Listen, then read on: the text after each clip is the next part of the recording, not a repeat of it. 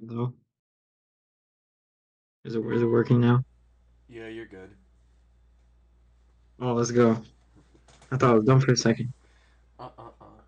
No, Discord's really confusing at first, but once you get used to it, you're chilling. Yeah. What's this? Oof.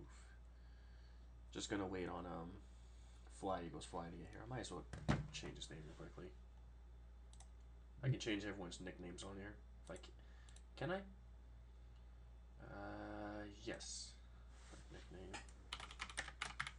Well, this is going on YouTube? Yes, sir. Alright, cool. I I gotta go close my door. Alright, you do that. Should probably stop the recording as well and delete the recording.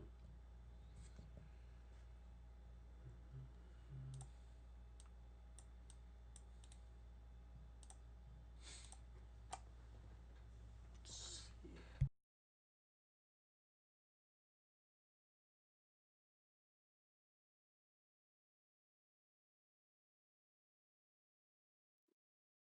Alright, I'm ready.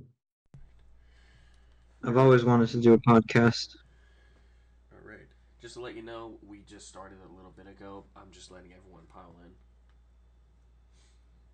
Once that Okay? 7:15 mark hits, we'll get started. Should actually bring up the script while I have the opportunity to. Yeah.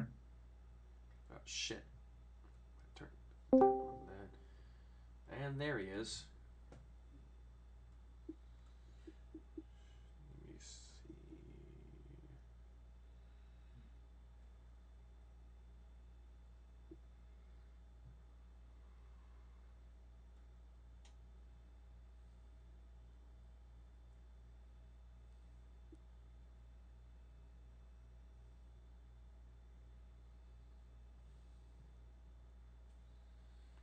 4 more minutes. I'm trying to find where I.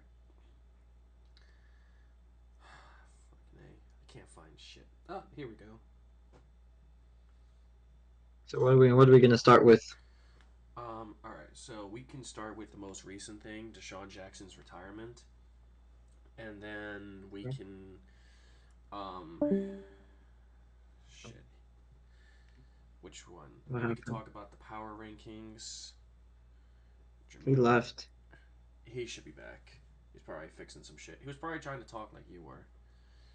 Um, Jeremiah Trotter Jr. We could mention him too because there's been recent talks that since he declared for the 2024 NFL Draft, he's potentially going to get picked up by Philly. I think he's projected to be a second to third round pick right now. Based on what I looked on, it was like fourth or third. Mm. Either way, there's a good chance Philly might pick him up, depending what we do with Yeah, Mora. Hmm? second or third, yeah. All right, let's see. Then we could talk about Shaq and Ertz, and might pick up some bonus stuff. I'm Like, excited to talk about the game. oof, yeah, we're gonna save that for probably last or in the middle, depending how long it takes us to talk about each topic. All right, Okay. might as well turn my webcam on the stream. I mean, looking good, looking good. All right, Which stream are you on? I'm on YouTube. Okay, so I'll be like scene two. Te- Team two. What do you mean? No, like scene. Oh, scene. No. First off, your webcam's not on. The thing is, I can't put yours on since I don't know how to actually put that on my stream. Because if everything was working well on Streamlabs, then I could have done the collab cam, but I can't because it's not working. So for now, it's just me, myself, and I. But you guys will be heard too, and if he does not get back in here, this will be interesting.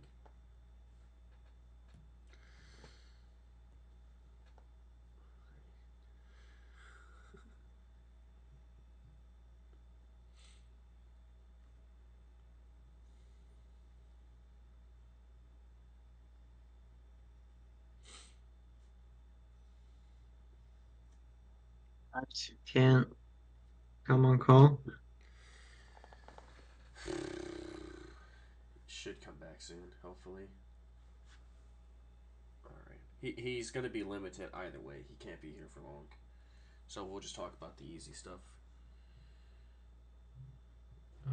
Maybe I'll actually just mention no, because if I mention the game first, then it won't lead to the build up. Because you want to build Yeah, up to that point. that'll lead us down a whole rabbit hole with the game. All right. You know what? I got a better idea. Here's what we'll do.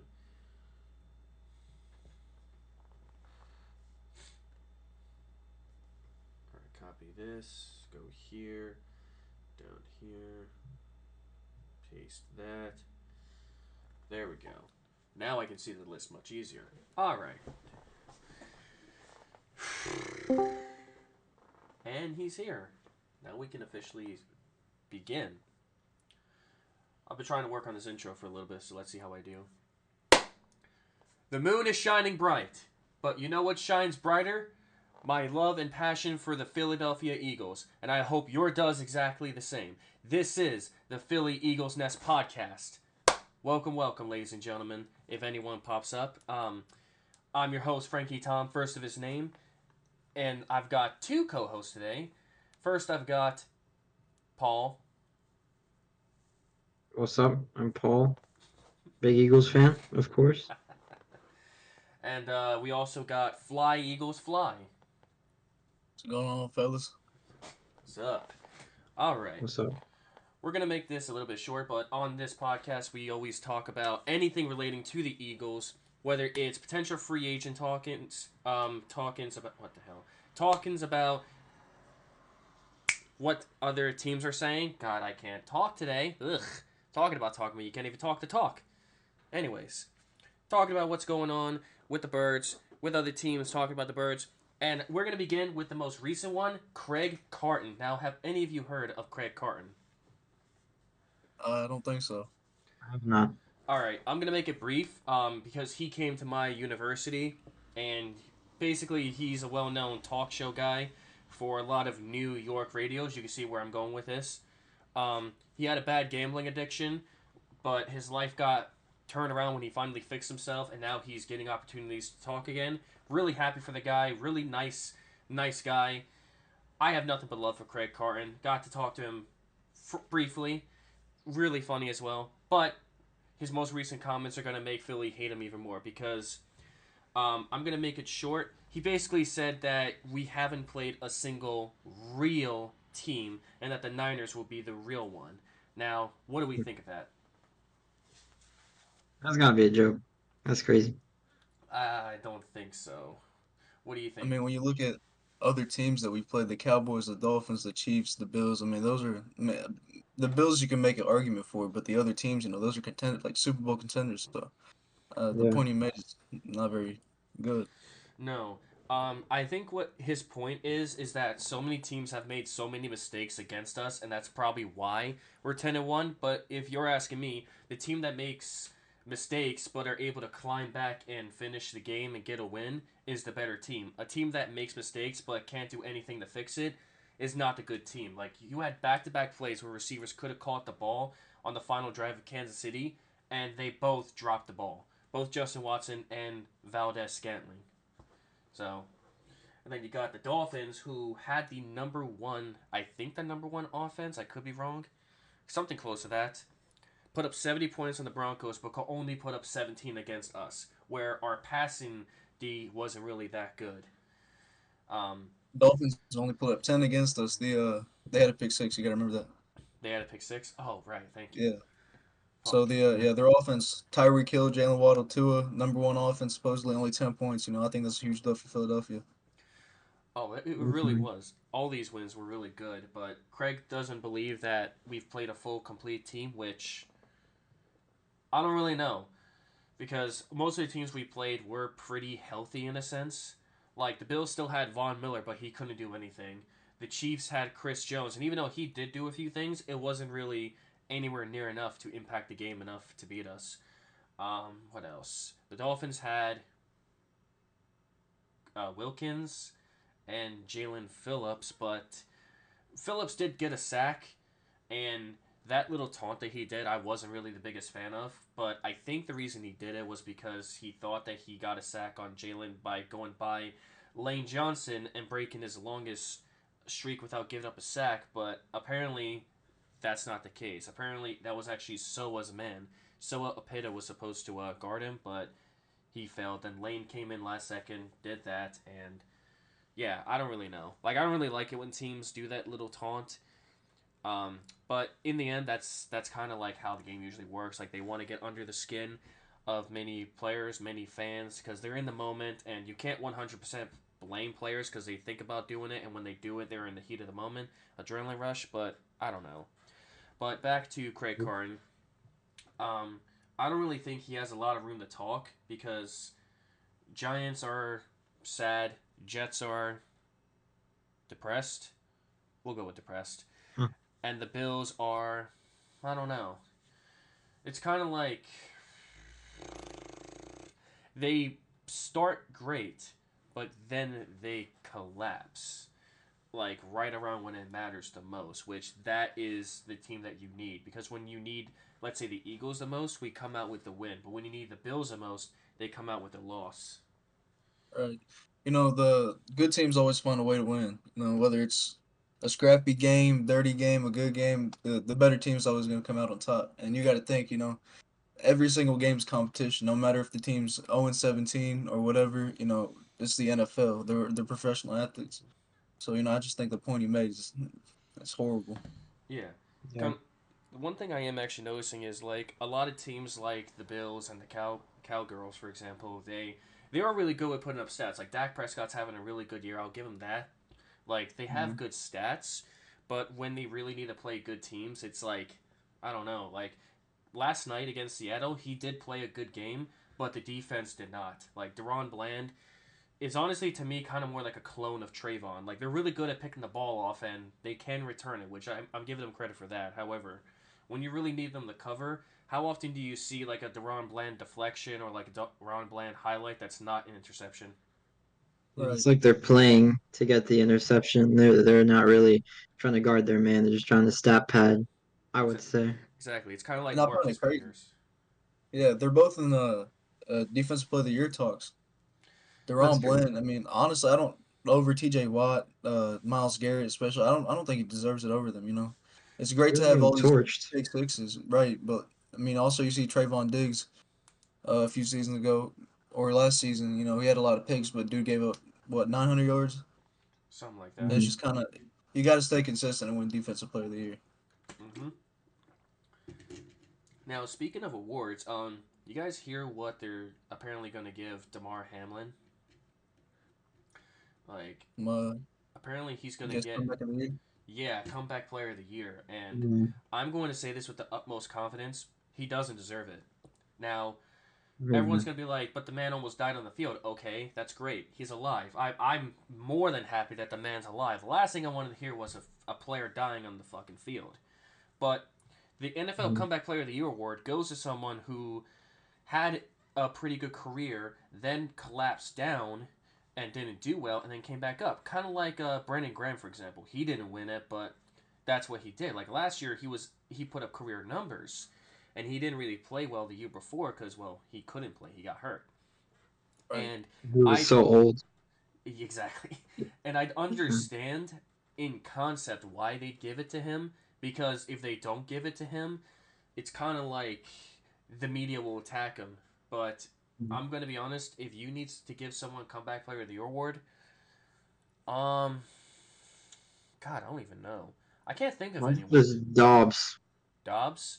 I Dobbs, yeah, mean, he's a strong candidate. he didn't really have a career before that. Like he was just known for holding a clipboard. But if he got it, then I wouldn't be upset honestly. Like either him or what's another player? I don't know.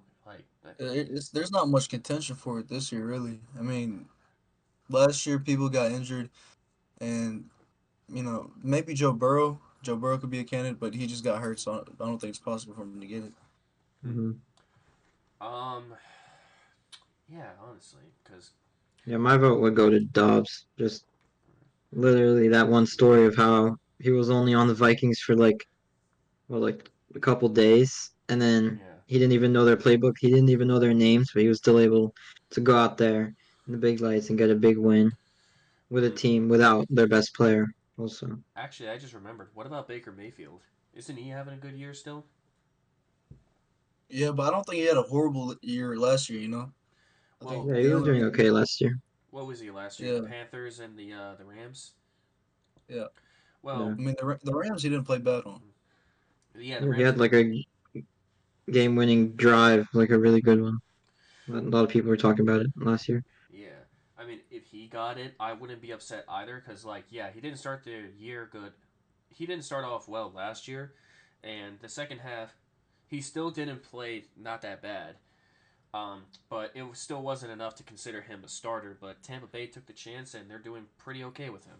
But excuse me, they're going to need to get rid of not Josh Dobbs. What the hell, Todd Bowles.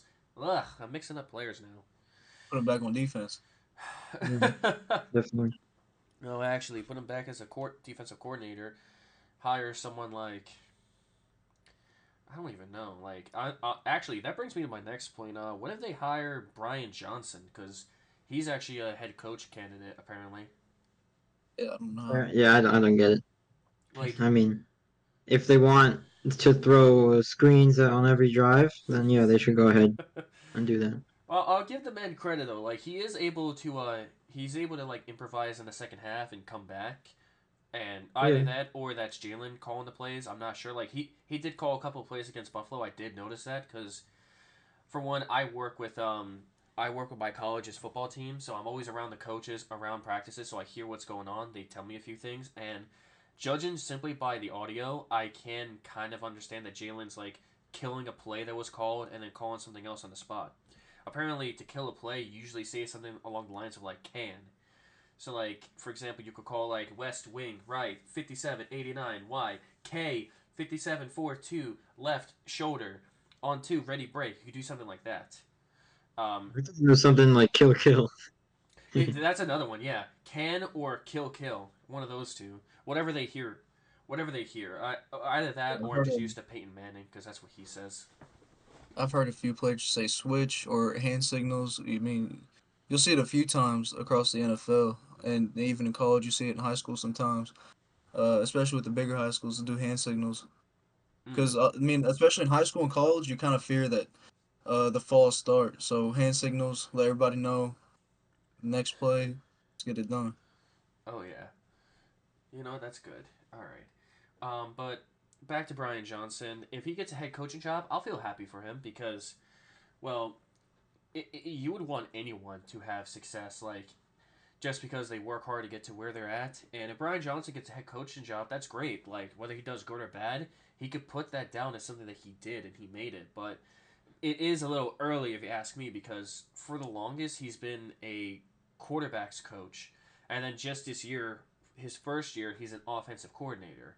If you ask me, he needs more time to be a coordinator before he can consider being a head coach. Because a head coach, that's a lot of work. Like I can tell you personally, meeting two head coaches on two teams, high school and college, they do so much shit that I'm not surprised that each coach has never called a single play when I was there. So I don't think Johnson is ready at all. Like, if he gets a job, good for him, but he might last as long as not Josh McDaniels, Nathaniel Hackett, like 10 games or something.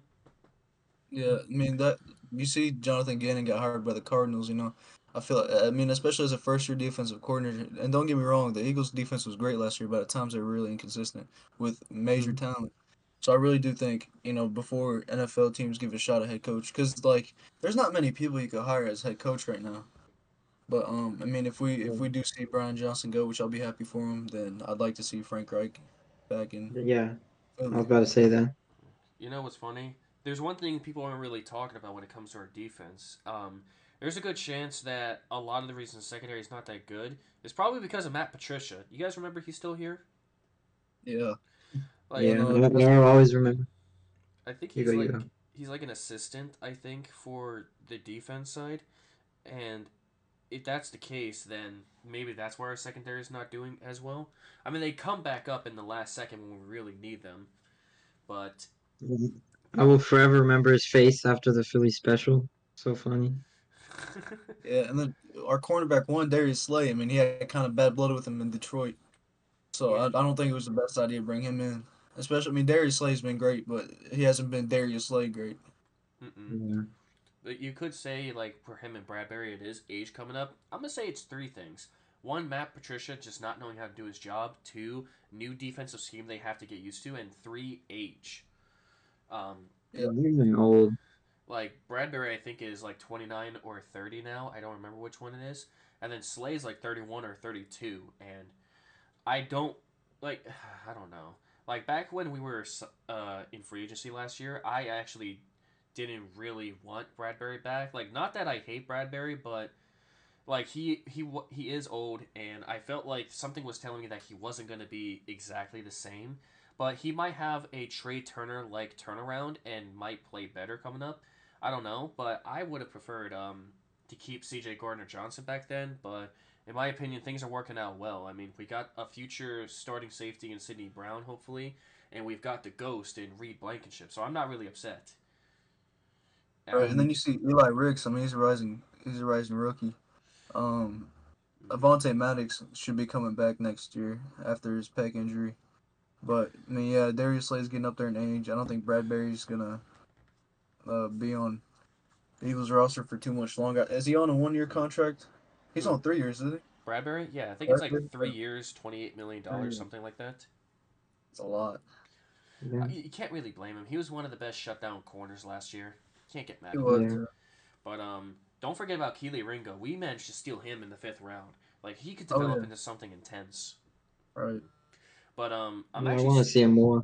I'm actually surprised we're using Ricks more. Like all right, like I'm not like disregarding his talent, but I'm just like we pick a guy in the fifth round, but he barely gets any reps outside. Maybe it's because he's a crucial member for the special teams, while Ricks didn't really do much special teams. I think, you know what? There's always something behind the scenes that we never know. Like for all we know, training camp, Keeley probably didn't have the best training camp besides special teams, but Ricks is clearly an electric kid. Like with what he was able to do with his limited time with Tyreek Hill, like many will disregard that, but you got to understand stats. Like with how many times he's out there, it doesn't matter. Like if he goes out there once and deflects a ball from going into the hands of Tyreek Hill, then that's already an accomplishment right there. If you ask me, that's already something Especially you on Mhm. can. fourth down. Exactly. He's gone up against really good receivers, and he's done a pretty good job. I can't say he's done amazing because he's only a rookie. He hasn't proven much yet, but I feel like he will get there eventually. And we have Bradbury and Slade, even Avante, to like teach Keeley and such, like how to improve and teach him new things that they could use. So I'm not 100% scared of the future, but that will lead me to probably the draft. Like it probably is too early to really mention the draft if you ask me, but um, the main reason I talk about the draft is because of Jeremiah Trotter. If you guys remember who that is, Of course. he was like, Eagles legend. yeah, I don't know too much about him besides him being a legend, but apparently he declared for his son Jeremiah Trotter Jr. He declared for the 2024 NFL draft, and I think he plays middle linebacker, and he goes to Yep. Yeah, Clemson. from Clemson. Yeah. Number 54 on Clemson. Yes, sir. I think that's someone we should look out for going into it because, for one, I don't think we're going to keep either Moreau or Cunningham. If we keep one of them, I'll be genuinely surprised. If we keep both, then I'm going to be. I don't know. Because it'll make me think we don't believe in N'Kobe. I mean, N'Kobe's out for the rest of the year. If you guys didn't hear, like, he's out for the rest of the year. So, of course, they're going to have to rely on Cunningham when he comes back and Morrow. And apparently, this one guy, I forgot his name, Ben something. He wears 57. Mostly plays special teams. He put a sign. He put a sign above his locker that says "Beware of dog." So I don't know what to expect from him. Maybe he's going to be the player of the week for special teams. Who knows? Maybe he'll shift in if we Right. don't get. Well, Shaq is not going to play this game, because for one, he's not on the team yet, and two, if he did join, then he would not be eligible to play this game against San Fran. And am I really am I nervous about it? Eh, I don't really know what to say. Like at first, I was like, we're about to get screwed. But then after winning like multiple games, I'm like, oh, all right, we actually have a chance. Because I never say we're gonna do this, we're gonna do that. I always say we might, because I know karma will hit me like a frying pan that literally just got done cooking eggs. Like it's gonna hurt. So I never say anything too early, and it's been working so far. So I don't really know what to expect coming in, but I'd like to hear your guys' opinion. Well, the 49ers definitely the most complete team we've seen this year. Mm-hmm. But without Zach Cunningham and Fletcher Cox, probably both going to be out for the game. Zach is officially out, but Fletcher is questionable, but probably doubtful soon. That's two big pieces on the defense. You got our best linebacker so far, and one of our best defensive tackles against the best running back in the league, arguably. It's gonna be Mm-hmm. tough, Yeah. and especially with our young linebackers. It's gonna be hard for them to contain that 49ers offense. You got George Kittle, CMC, two really good receivers. Mm-hmm. Yeah, we Yeah. just need our guys to step it up. And I also think we have decent counters to some of their strong suits on defense, like like Bosa and Chase Young coming off the edge. That's gonna be a problem with Hargrave as well. But like I think our offensive line is good enough for that. For one, Hopefully. yeah. For one, Johnson's coming back. So if they put Boza on Johnson, then I feel like we don't have to worry about Boza that much. Hmm. If they're obviously gonna have Chase on the other side, then so Mailata's gonna go against Chase Young. I don't know if Mailata ever went up against Chase Young or if he went up against Montez Sweat. But I wouldn't be too worried since, of course, they would be familiar with Young. Which, funny enough, this is his third time he's going to play Philly this year, which I find that really interesting. Um, but fuck, I don't know. Like looking Yeah, into I our mean, linebacker, what's up? oh my bad. Go ahead. You good? Go looking into our linebackers. This Ben guy, I don't know much about him, but Christian Ellis, I would say I have some faith in. Like he did put up some pretty good plays, but if we notice it, I don't know if it's because a defensive scheme's making him do this or if that's generally him, but he would mostly be running, like rushing towards the ball. Like he apparently can't cover, which I don't really know 100% about. But if you remember watching that touchdown with a minute 52 left, Chris Ellis, Chris literally had no idea there was a touchdown scored until after he turned around. The Roars didn't say anything. He turned around, saw a celebration in the end zone, and that was that. I mean, I don't know if they will put him because I'm pretty sure Cunningham was probably the if I know defensive skills were well, then he was probably the Will. If you guys know these linebacker names, there's Mike, Will, and Sam. Sam is the strong, is what they call the strong linebacker, who's mostly known kind of like how Hassan plays, where he like rushes most of the time and like stops the run. The Mike is technically the quarterback of the defense who calls the defensive plays all the time. He's got the mic in his headset. So that was Nakobe Dean, but then they got changed to Morrow. And then Zach was probably the Will, which is the weak side of the ball, where he mostly just covers the field. And with Ellis, it sounds like he's more of a strong if he's better at rushing than covering. So I don't know what we're gonna do for there. We probably it'd be funny if we put like Reed Reed Blankenship over there because there's like this other thing. It's called sub linebacker, where sometimes they substitute the linebacker with like a safety or a nickel corner, kind of like how Avante Maddox would play sometimes. So I wouldn't be surprised if we saw a couple of those, but I'm gonna put my faith in Christian. Hopefully he does something good, and we will have the home team advantage going into the game. I Right. definitely see So some potential in him. Mm-hmm. yeah, with Christian on that play, with the Bills, I mean that was just really good execution by the Bills. Everyone was expecting a run on that down. But yeah, that guy has a lot of potential. Not he's definitely gonna be at Sam, but if you want to bring a sub linebacker in, I think it's gonna be Kevin Byard. Big body. He's built like a linebacker. He'll be on George Mm. Kittle all game. He did pretty good against Travis Kelsey. And then you put Sidney Brown and Reed Blankenship in cover two. Then I think that's probably gonna be our strategies to bring Kevin Byard down. He's that big body. And then you see Reed Blankenship. He's a great player. He covers well majority of the time, but he has trouble with open field tackling. Yeah. I don't know if that Mm. relates to his height or not, but I'll give him some credit because this is his first year like starting a full season. Because last year he just substituted every now and then for C.J. Gardner Johnson, which really did impress me back then with what the Ghost could do. Um, but he is one of our highest graded safeties, obviously. So wherever they put him at, I'm gonna have the utmost faith in him. And you are right when it comes to putting Kevin at a sub. I totally forgot about that. Like, not that I forgot him, but I didn't. I wasn't thinking about moving him down there. Um, but the reason I want to put Reed down there is like what you said. He's not good with open field tackling. Because like if he's closer to the line of scrimmage, and then there's a guy running or a guy who just caught the ball like right there, like on the a short or medium pass, then he can get to him real easily.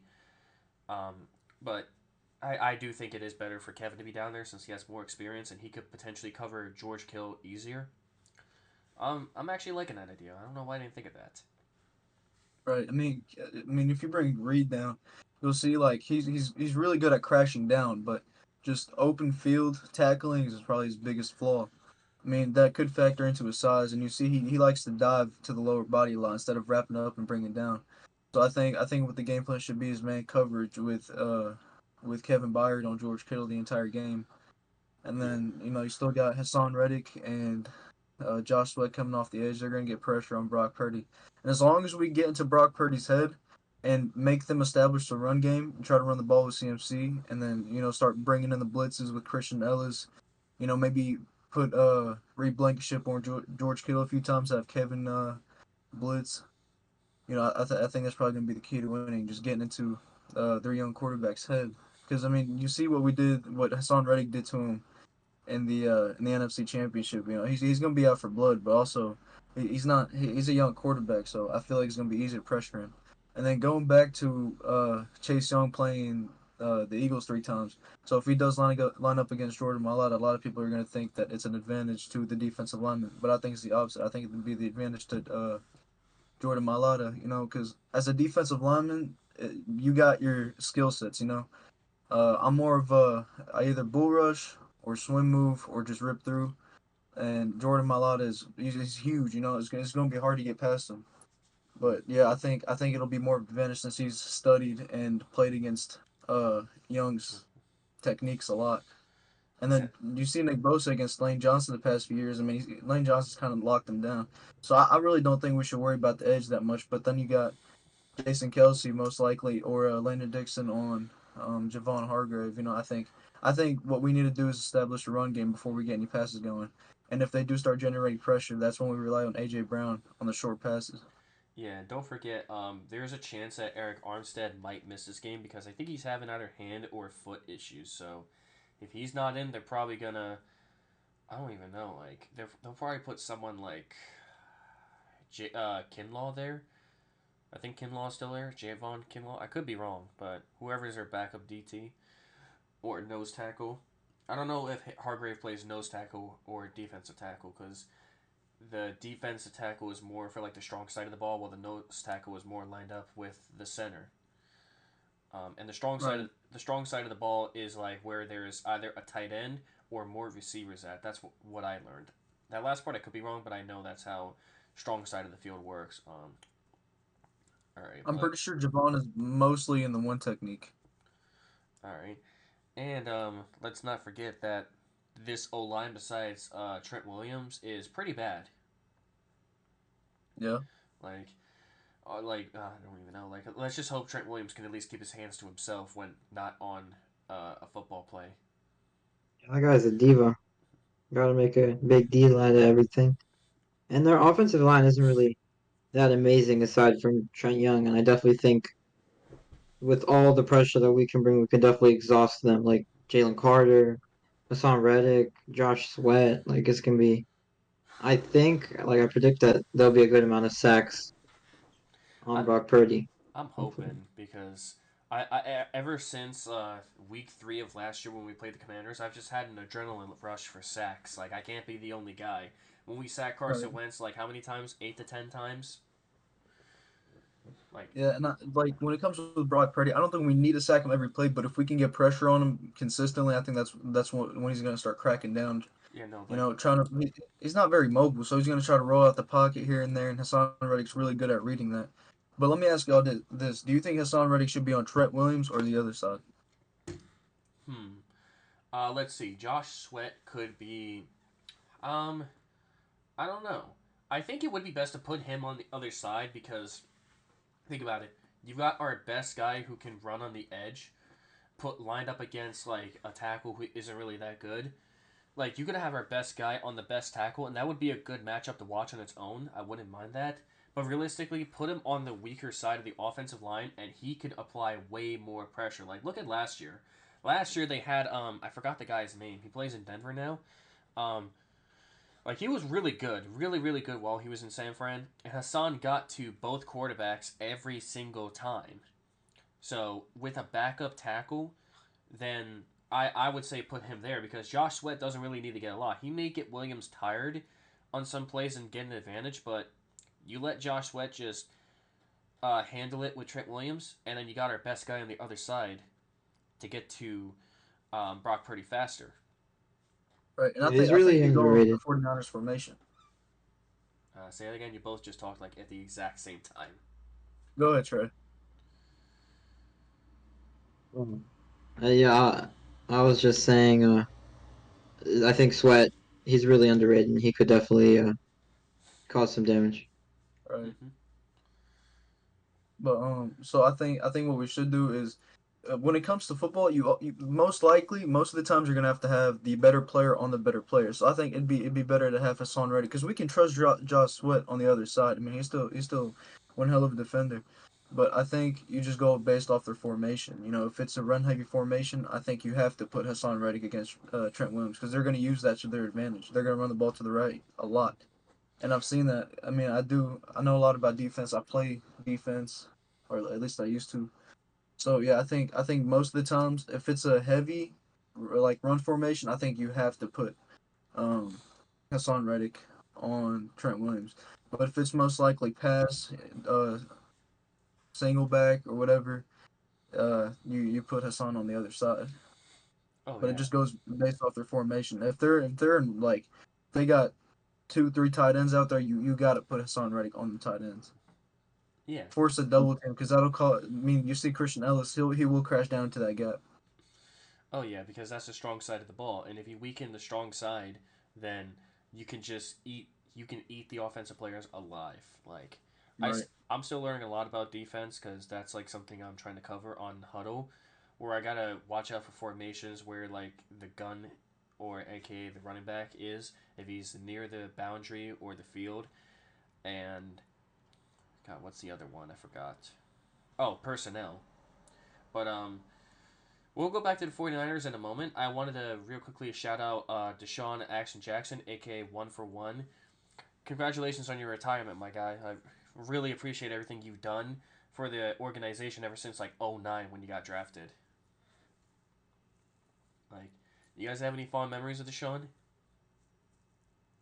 Man, I can tell you the best one is that deep pass from Michael Vick to Djax, man. Oh my god.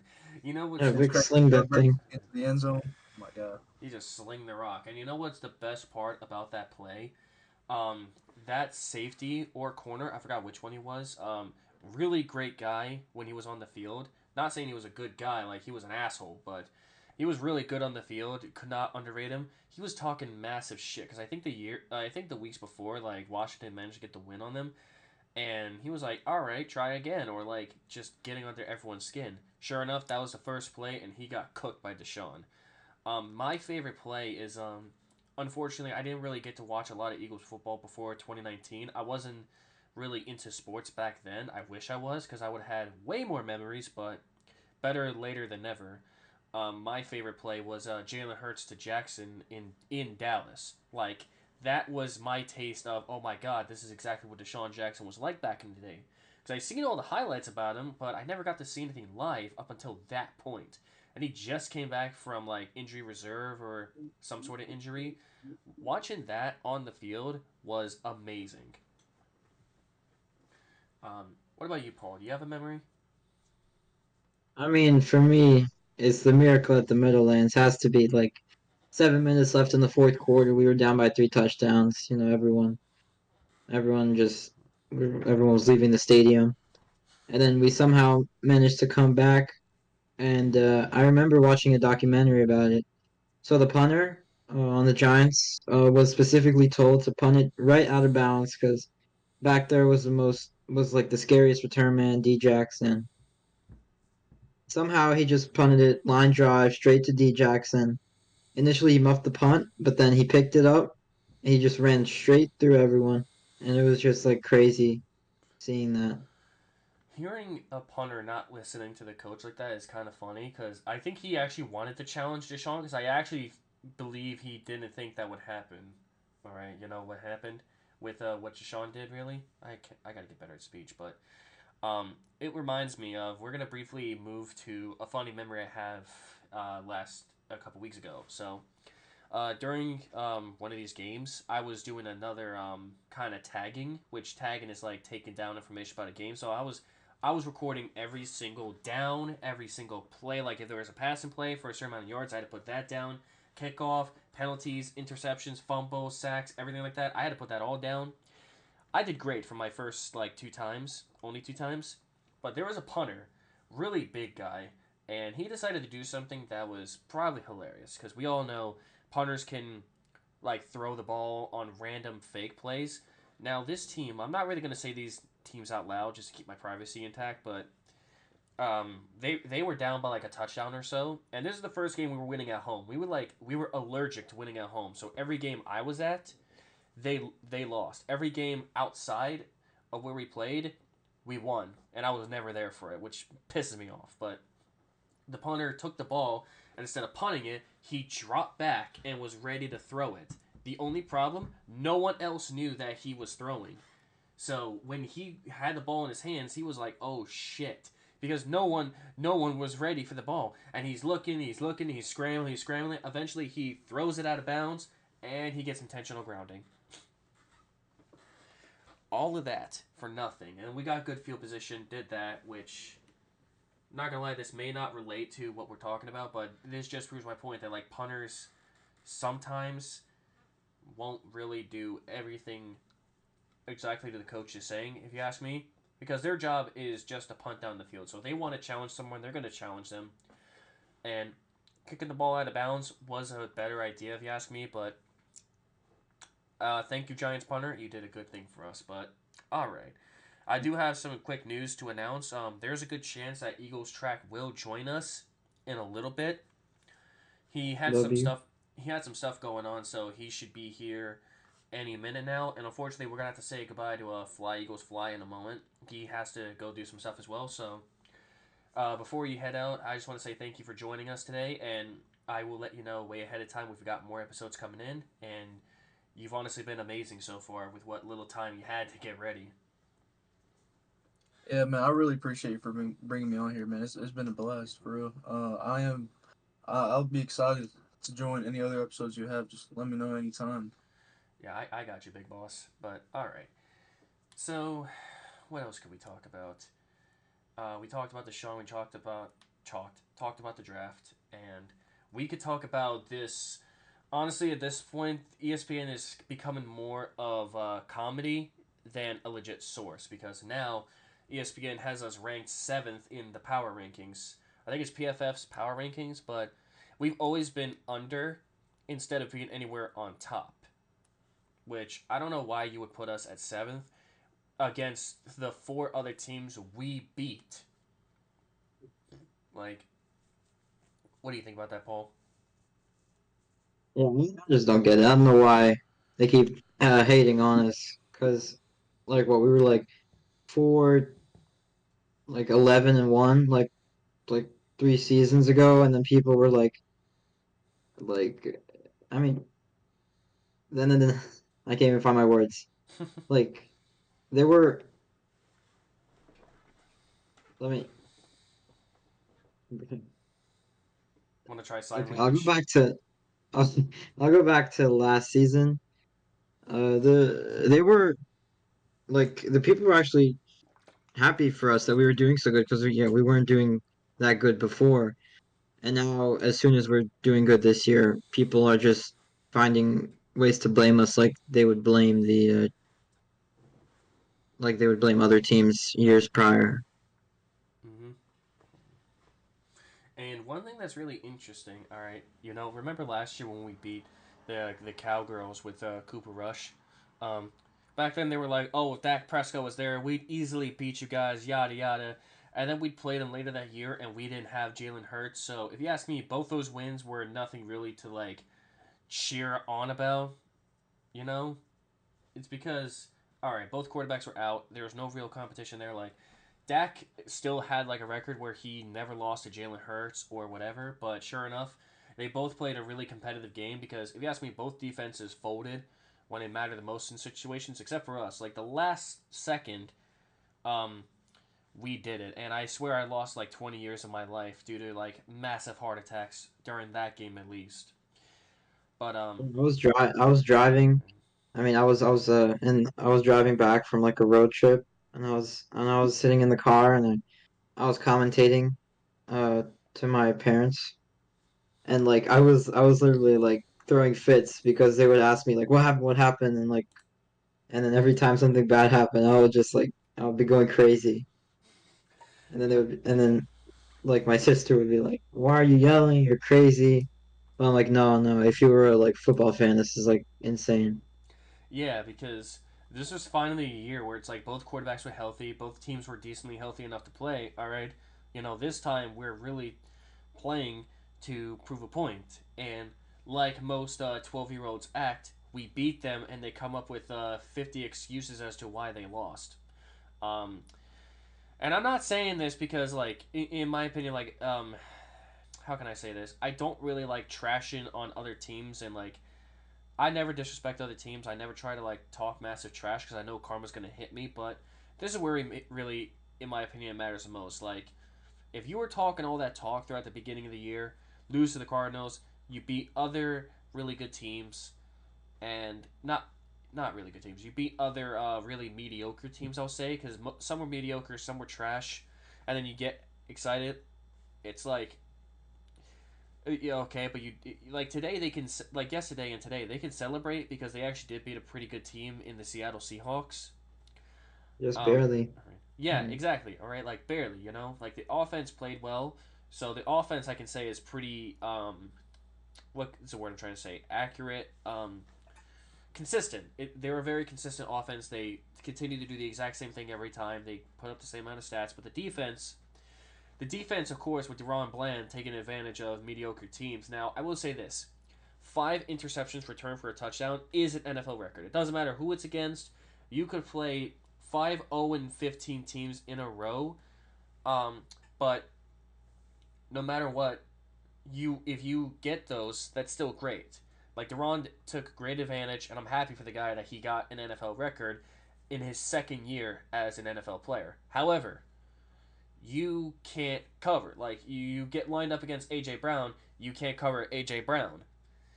And Hmm.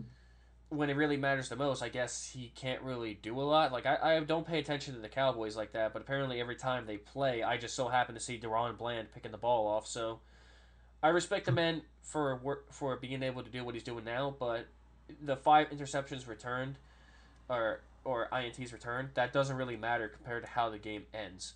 Because that's one thing I noticed is like someone compared the Cowboys and the Eagles to like the Eagles are a really competitive team who are working really hard to get to where they want to be, while the Cowboys are more of a movie, like a movie star team. Like they're more about like building up the stats. Like it's sad because many are saying Dak is an MVP, and I will say he's close in the race. Um, but you can't call someone an MVP when they tear up um, terrible teams. Like I'll just say like the Panthers for example. Like other teams like the Jets, I would say maybe because they do have a concrete defense. Um, the Giants like come on man, like really you put up all those points. So if you could put up like 70 plus points on a team, so then should Toa be in the race for MVP? I don't think so. I don't think You so. know, Yeah. it can't be all about the system. You know, people saying Jalen Hurts was a system quarterback. You give him all these good receivers, good running back, good O line. But I mean, you look at it, Tua has the same, so does Dak. You know, CD's a good receiver one. You got Brandon Cooks, top 10 O line. Uh, I mean, yeah, Dak has been on fire recently, but I mean, good teams find a way to win, whether it's good or bad teams. But the only problem is that they don't find a way to win against good teams. The Seattle game. I mean, Seattle's a you compare them to the Bills, they're on and off, inconsistent. All right, they had a pretty good game, but then that's a big divisional game or a conference game. I mean, Dallas is trying to go for the one seed in the division. Seattle's trying to make it into the playoffs. You know, it's a big game for both of them. And if the Cowboys lost, they could possibly be out of the NFC East race and the first seed race. And the Seattle Seahawks lost, but I mean I probably see them making the playoffs. They're gonna get second in the division, and I mean you got the top five teams in the NFC which are really good, and then you got the mediocre teams which are gonna make the playoffs. Like it could be the Packers and the Vikings. It could be the Seahawks. I think it's gonna be between them for the sixth and seventh seed. Actually, funny enough, I saw recently that the Panthers mathematically can still make the playoffs in their division because I think Yeah, I think the best team has like 6 losses. So if they just so happen to lose multiple games in a row, but the Panthers somehow scrape up a couple wins, they can make it. Which I don't think they're gonna make it. Like I think this year they should just like let Bryce Young continue to try to develop, let the offense try their best, but like let the defense mostly. Well, I would say let them play, but like don't try to overdo them, if that makes sense. Like you don't want to risk like season-ending injuries that could even linger into the next year, kind of like what happened with Kyler Murray. So you want to keep Bryce Young out on the field. You want to keep him working hard, trying to develop by the end of the year and even in the off season. But all right, that doesn't really seem to be possible. Like I don't think the Panthers can make it. They mathematically can, but they're not going to be able to make it. But back yeah, to the Cowboys. I do realistically see them making the playoffs. They do every single year. I see them making a pretty good push, but honestly, with that Seattle game, it really showed me something. Their offense is consistent, but their defense isn't. Like they could say, "Oh, it's because Trayvon's not out there." Deron Bland and Trayvon Diggs are the exact same goddamn player, and you can't tell me otherwise. They both pick the ball off, but get cooked by good receivers. Like, Right, and I think if you have both of them in the secondary, I think that's probably more of a liability than you just having one. I mean, that may be more turnovers and put more fear into quarterbacks, but then that's also going to give receivers a huge confidence boost. You know. yeah, like I'm not saying Trayvon's a bad player on his own. Like he's proven since like I think he got drafted in 2020. I don't remember when he got drafted. All right, but he has proven a few times that he can be a number one corner. And I'm not degrading Trayvon in that sense, but if Trayvon actually knew how to cover the field consistently instead of always trying to get the ball picked off, then I would say so. Like look at how Slay and Bradbury were last year. They picked the ball off every now and then, but they were better at swatting the ball down and breaking up breaking up passes and everything. Like they actually knew how to cover the field back then, but now it's a little different. I'm not gonna say much. Like this is what happens when you let 30 like I would say like when you let the elderly try to play football. Like all jokes aside, actually, all respect for them, but if you want to be a good team, you got to have one player who's good at picking the ball off, one guy who can cover the field just as well, and then like one good nickel. And I don't think they got it. Like Stefan is good at covering the field, but I don't think he's done much. Like I could be wrong. I yeah, really could be wrong, but I've heard Duran's name more than Stefan Gilmore. Well, that I mean, you'll see all this. So that's the difference between the a lockdown corner and a ball hawk. The ball hawk's gonna get his name called more, but I mean, as long as you don't see Stephon Diggs getting or what's his name? I forgot his name. Completely blank. Duran. But Stephon Gilmore. Yeah. Oh, But yeah, I mean that's why you don't see his name getting called off. You don't see Darius Slay's name getting called off, and I think that's why you got to have a balance in your defense. You got the ball hawk, which is the receiver one. You got or the cornerback one. I mean, and then you got the nickel, which people just underrate the nickel. You know, the nickel's a huge part of the defense. I mean, you could have safeties that play nickel, but when we had Avonte Maddox, our safety or our secondary was so much better, and I think yeah, losing him was horrible for us this year. And then you got a guy like James Bradbury was a ball hawk at one point. I mean, if y'all remember, he used to have a lot of interception, but we had that ball hawk and C.J. Gardner Johnson, which is probably better at safety than it is corner. You need lockdown corners, and ball hawk safeties are great. But yeah, I think that'll be it for me today. Yeah, it's been great being on here. All right, Fly Eagles Fly. Hope to see you again next time, and honestly, hopefully next time, then that'll be like more of an intense time. Like hopefully then we won't have as many heart attacks. Yeah, hopefully it's a good game this week. I'm excited for it. Yeah. But yeah, I really appreciate for having me on here, man. I'm so down to be on here again. Been fun. All right. All right, guys, take care. All right, you too now. You too. All right. All right. So moving on. Now we got free agency, and honestly, this free agency is looking really interesting if you ask me, because we've got on one Mhm. hand we needed a linebacker with Zach Cunningham being out for a while, and honestly, that's our guy in Shaquille Leonard. Now, apparently, Shaq has been rumored to apparently be more on the side of the Cowboys, which I don't really know what to say. Like, I don't understand. Like, they seem like a really complete team. And without Leighton Vander Esch, that is a hole on the defense, which is probably why they didn't do as well without Leighton, because he's got a neck injury, and he was known for having plenty of neck injuries in college. But Yeah. honestly, like, if I'm going to be honest, I don't think Shaq will go there because there's too many links in Philly. Like, there's too many Colts links, mostly, like, Sirianni and whatnot. And if I'm be honest, if Shaq goes to the Cowboys, I won't 100% blame the man because on paper they do look really good, but then again, it's just been copied homework over and over and over again for the last couple of Yeah. years.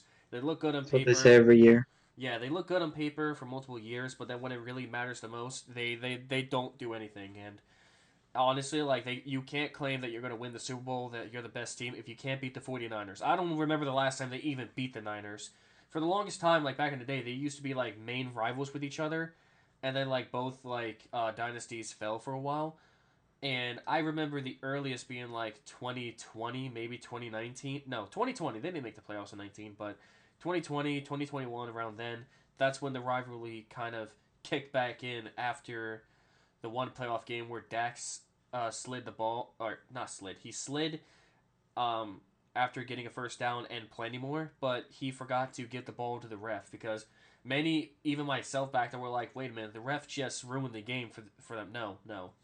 What people don't understand is the ref needs to spot the ball because if that wasn't the case, we'd spot the ball every time at the goal line, right?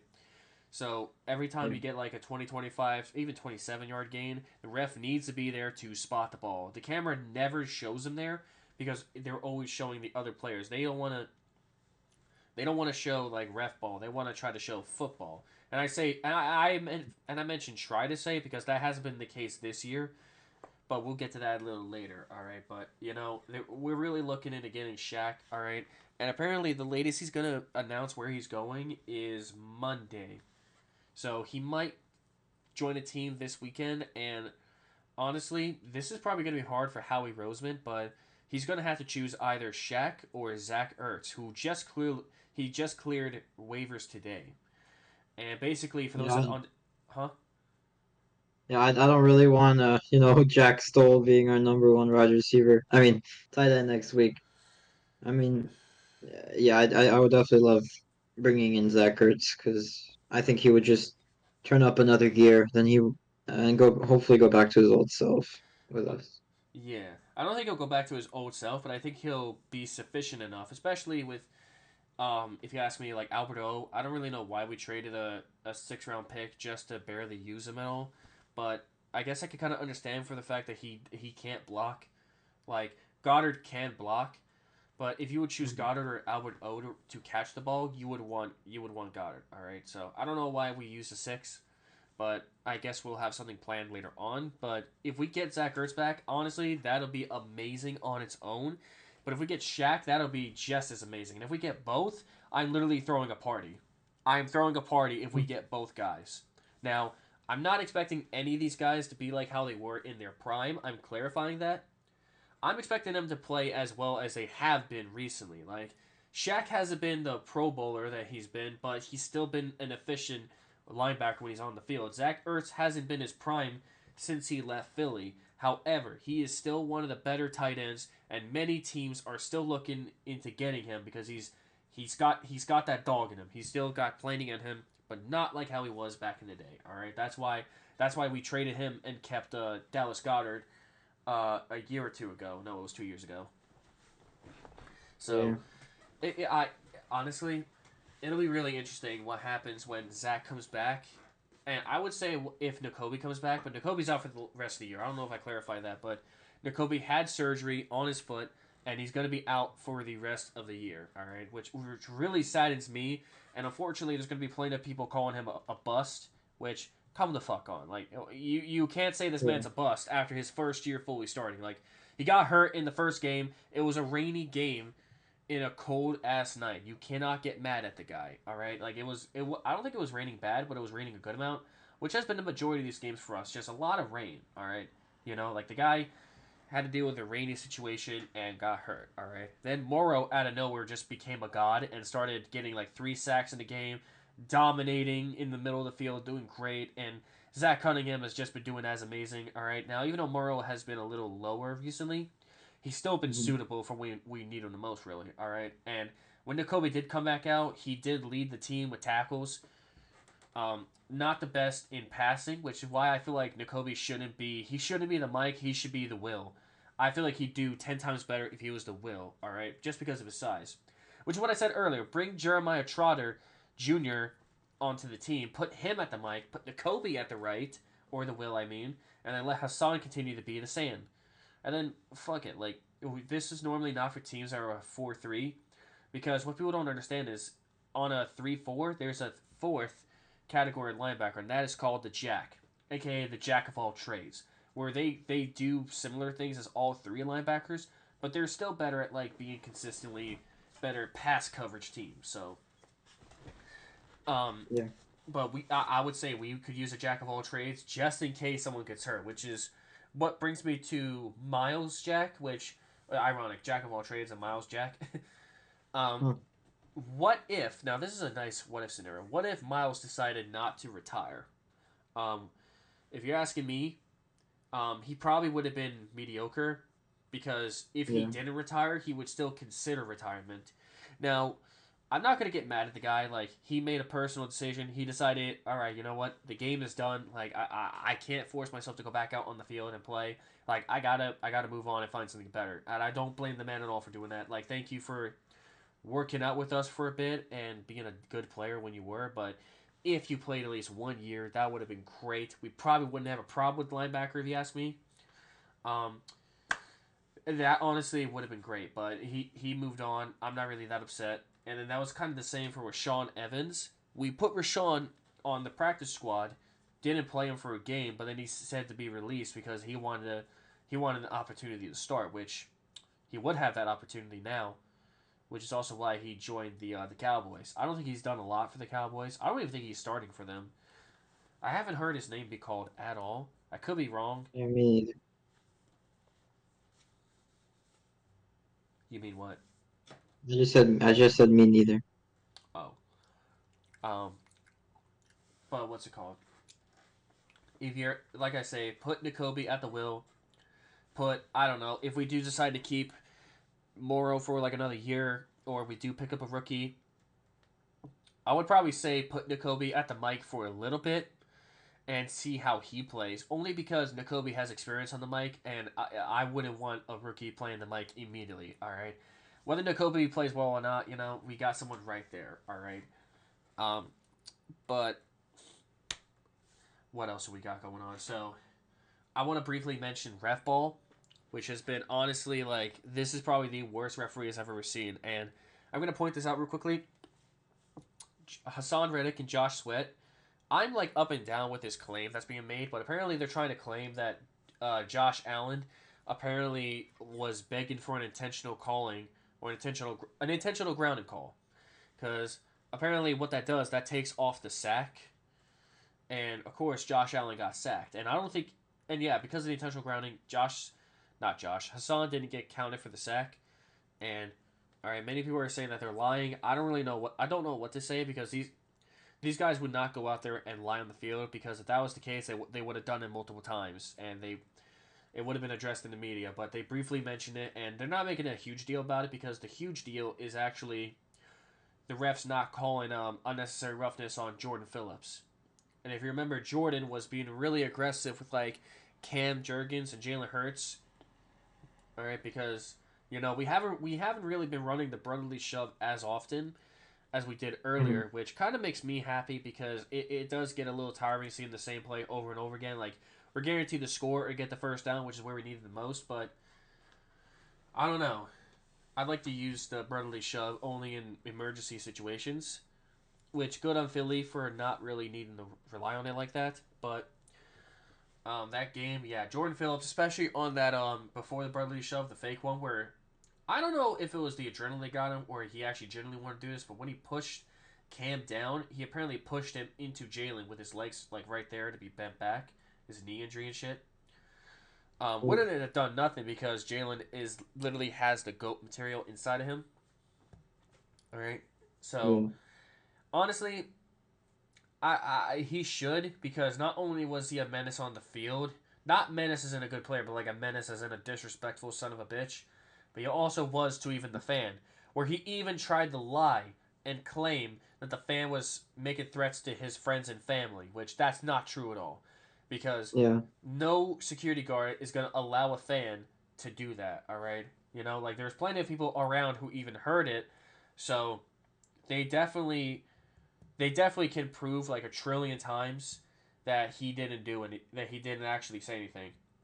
And for a little Yeah, there bit, was a guy on sorry, you there first. was a guy on there was a guy on TikTok, and he was sitting right next to the dude. And he said that Jordan Phillips was just straight up lying, that the dude was not saying anything about his family. He was just, normally chirping like any Eagles fan would naturally do. Yeah, and the reason I believe Phillips did do that is he didn't want to get fined. All right, I'm gonna point Yeah. out this old Seattle player. I don't know his name, but he was at one game and he got ejected. He got ejected from the ball game. He wasn't supposed to be in. And as he's Yeah, I remember leaving, that. yeah, as he's leaving, fans are like talking trash to him, and one guy threw a bucket of popcorn at him, and then he ran to like get up there and fight the guy, which of course he got fined and probably suspended for that. And that's the exact opposite of what the fan did. All right, if you come to the link, all right, and you hear these fans like they're talking, and you can't handle it, like you're getting paid millions of dollars to play ball, not turn around and talk shit to someone who's paid money to come see their team play. Like, but the only Yeah, difference they're is literally, you first. they're literally just emotional millionaires, and I don't know why they're so crazy about all this trash talking. Like if I was in that position, I would just let the voices like out of my head. I wouldn't even process it because I know what I'm doing, and yeah, I wouldn't really care what others say because I'm successful. Oh yeah, like kind of like excuse me. Whew. Um, you gotta avoid being a Johnny Manziel when you're on the field. You gotta avoid being a Johnny Manziel and giving the crowd a reaction. All right. Now the difference is if this happened in like let's say Cleveland, Ohio, or even at Buffalo, or even at San Francisco. You know how many times that's gonna be picked up in the media? Once. This got picked up like at least 20 times I found on Twitter. All right, or X, Mhm. whatever the hell you want to call it. Like it pisses me off to the sense that there is even a fight in San Francisco with San Fran fans fighting each other in a game that I believe they were winning this year. They were fighting each other. That was not really covered in the media, but yet this fan talking trash to a Bills player and then a Bills player doing this and that and then lying about it picked up everywhere in the media. Like if you're asking me, that guy who talked trash to Jordan Phillips, the picture where it shows like him giving Phillips that look and Phillips looking pissed, that should be his new wallpaper because that man was amazing for that. Like he looked at like he knew he wasn't going to get hurt. Like he knew that guy wasn't going to do anything. If Phillips actually did more than just that regular shove, then he would be rich. And he Yeah, and I think I'll just finish. Realistically, he could actually do a similar thing like the cameraman did to Devonte Adams, where I think looking back into it, the cameraman did jump in the way of Devonte when he was leaving, just so he could get a lawsuit and get some money. That guy could do the exact same thing if he wanted to, but as far as I know, he's not really doing it, which really tells you that like some Philly people really have class. And I say some because those that are causing a ruckus, I do genuinely believe they are drunk. Yeah, Because you could. with all right, like with how loyal some of us are, even some that live in the city, they don't act like some of these fans at all. Like there are regular people who talk trash, like the guys who talked to Joey Boza when he went to go support his brother at the NFC Championship game. The way Joey was reacting was just he's literally a jock. He's wearing the jacket the exact same way you would. I don't know what you call it. I call it the jocker jacket. I don't know. No, bomber. He's wearing a San Francisco bomber jacket. All right. Mhm. There's that. And then he's got a really hot woman to his side with a beer in his hand. And then he's talking shit to someone who's not at his level. Joey Boza, God respect that man. Like, he's a really good player on the field. Like, but he's childish. With how he was then, he was childish, all right? And everyone will look at the Philadelphia fan and be like, oh, this, and that. Well, if the exact opposite happened, and if it wasn't a Philly fan, everyone would be laughing with that fan against the other team. But because it's Philly, they want to put us in a bad light. But at this point in our life, we've just stopped giving two fucks. Ever since we won the Super Bowl, we are still the underdogs. Like we're always going to be the underdogs, and it stinks. But you know what? We don't give a fuck. We're the best in the league so far. We got the best record in the league so far, and we'll hopefully prove them wrong coming into this game. I want to see it happen, but you had a few things you wanted to mention, Paul. Yeah, going back to altercations with fans. I remember like I think it was about 2 months ago, or maybe even yeah 2.5. There was a Patriots fan at Gillette Stadium that was killed by a Dolphins fan when he punched him in the head.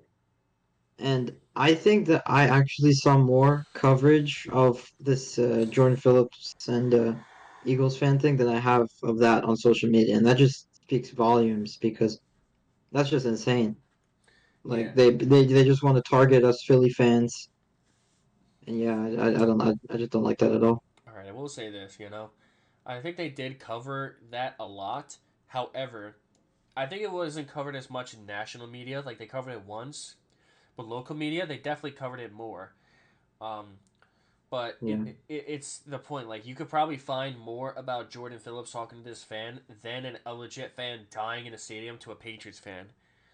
Like I think it was a Yeah. Patriot. I don't know if it was a Patriots fan that died or a Yeah, Dolphins it fan. was a Patriots fan, yeah. All right, which already is funny right there. Like a Dolphins fan literally killed a Patriots fan. This is gonna be a Yeah. dark humor joke, but maybe that was the revenge he's been waiting for since the Patriots dynasty. Hmm. I'm not I mean, yeah, like wishing death. I love dark humor. I'll make those jokes, and if you want to judge me with that, then get off the podcast. I don't care. But back to what you were no, saying. I don't care. But Yeah, I mean, based on my social media feed, this was covered more, and like imagine that a Eagles fan, God forbid, killed someone. Like that would they would be honest. Like they would just like in like comment sections, they would always be like roasting and trying to insult us. And like I don't see that happening with Dolphins fans. yeah, funny enough, I believe they keep doing this because the reputation of Philly being the worst fan base really started with that Santa thing. And I don't know, I think it was Adroit's Takes. I think I'm saying his name wrong, or but there was this one guy who really made the point that like, hey, what you're talking about happened 20 years ago. Get the fuck over it. And I don't blame him. Get the fuck over it. Like we booed Santa 20 years ago. It wasn't even us. It wasn't even us. It wasn't me. I still couldn't speak English when I was that old. Are you kidding me? Like, Yeah, I wasn't a thing. I didn't exist. wait a minute. When did we boo Santa? Wasn't it like 2003, something close to that? Or wasn't I'll it do a the quick if it was the late fact check. 90s, if it was the late 90s, then I wasn't even considered yet. So that's how long ago it was. All right, but if it was Wait, it says 1968. no, there's no way. Nope. We if I know anything about that, we booed him at the Veteran Stadium. So look up Santa being booed at Veteran Stadium, but I do believe that what happened back then is way different than what it is now. Like a lot of us are the same because that's when it really started if you ask me. Like that's when they covered Philly news and anytime a Philly fan in this generation will do anything that nobody likes. Like there are fans that really take it too far, like flipping over people's cars, setting stuff on fire. But everyone acts like when we do something good or bad, we're gonna like start the apocalypse or the rapture is gonna begin, so that God can save all of His disciples from Philly fans. Like that's Yeah, not I how it see. works. All right, like some of them are legit criminals because Philadelphia is does have criminals on the northern side, so it wouldn't really surprise me that much if all Yeah, that North Philly. crazy shit was by fans. What's up? North Philly is a different breed. That mainly started with Kensington during the when drugs were really becoming big in the country and everyone started using them, like the hippie era, I like to call it the hippie era. Um, Kensington got affected pretty Yeah, bad by it. They changed from Kensington, a nice decent area, to a zombie city. I've never been to yeah, it's, Kensington. I've never been to Kensington, but my one friend who lives around the area has basically banned me from coming up there. He doesn't want me stepping anywhere nearby. I think the closest I did was the Ronald McDonald House when I cooked food for the children there. Um, I've been there. My dad actually worked in Kensington. It was not that pleasant, but yeah, I mean, yeah, it's just full of people who are just high off of their minds, looking like zombies. yeah. Crazy. So if you ask me, these are not genuine sane people who were causing all these horrific events, especially after the Super Bowl and everything. You know, like I remember the night that we lost the Super Bowl. There was riots and everything going on in the city, and thankfully I was with my ex back then, and we were far away from the city, like far out. Like we were nearby her college. That's how far we were. We were. But going back into this, I do want to mention something else, and that is we're finally going back. Well, not finally going back. I'm not. I want to save that for a little later in case track comes by. But this is something that I've been thinking of for a little bit, and I'm definitely not delaying it because I'm definitely not forgetting what I'm about to say right now. But AJ Brown, what's going on with him? Nothing, if you ask me. Like AJ went from consistently 6 games in a row, 125 receiving yards, to like 30 something. And if you're asking me, I don't really know. I think they just been saving AJ's electricness for the 49ers, and then Devontae came up for the most crucial situation. So I think it's also because back then we always relied, like the last few weeks, we've always relied on AJ Brown to get the game done. Like AJ Brown did this and that. But when going up against L'Jarius Sneed, who is a really underrated corner, if you ask me, um, Yeah. it was really hard to throw the ball to him. But thankfully, Devontae Smith is able to go against Trent McDuffie. He's able to get by. But going back to L'Jarius, like when L'Jarius picked the ball off against Jalen, um, it wasn't really close. Like, did AJ actually knock the ball out of L'Jarius's hand or take it out? I feel like that could have been really close. All right, now with the I way, saw hmm? yeah, I just saw an angle. It was just like he just barely he touched him, and I mean, yeah, I mean that was the seller for it to be a interception. But I just wish that they didn't show that angle. It would have been such a fun moment. Because I mean, yeah, he definitely ripped it out of his hands, but unluckily he was already down. Yeah, Sadly, I mean when you look at what Peyton Manning said, like he said that was the most. I don't. Either it was him or Eli. I don't remember which one said it, but yeah, one of them it was said, Peyton. It was Peyton. yeah, Peyton said that was the greatest play he'd ever seen, and honestly, like you could say that that was bullshit, but the impact of AJ's foot or knee or whatever probably was way different on the field. Like for all we know, the foot barely tapped him. Um, but Yeah, I think the media would have been the exact same as it was now. Like some people are probably still saying to this day that he didn't touch him at all. But like I felt like if it did go in our favor, they would continue to cry ref ball. And there have been so oh many my moments. gosh, yeah. There have been so many moments where ref ball was not on our side. Like people genuinely believe that the refs are on our side, which is not true at all. Like we don't call Yeah, nothing like to get rigged. Like that is actually illegal. The NFL will penalize people for that. All right, you know, like many people say the NFL don't give a fuck about this or that. No, that's genuinely false because these fucking refs are human and they make mistakes. They make mistakes way more often than people think. If I went out there and I played a game of ref ball, I'd probably fucking fumble it. I'd probably fumble it all the way and not call anything. Like hell, when I'm at the ticket booth, not the ticket booth, when I'm at the entrance of the gymnasium for my college's basketball game, 9 times out of 10, I'm probably not going to confront someone or check their ticket. I'll probably say hi and let them go because I'm genuinely afraid of interaction. All jokes aside, I actually was fine for that, but refs are going to make mistakes. And that one I felt like was actually great ref ball because they could have easily missed that play, but they didn't. They weren't the best on a lot of games, like especially one holding play by Micah. All right, but Mhm. if you're asking me, Micah was just crying too much. Like, Micah, you're already a good linebacker. You were doing great that whole game.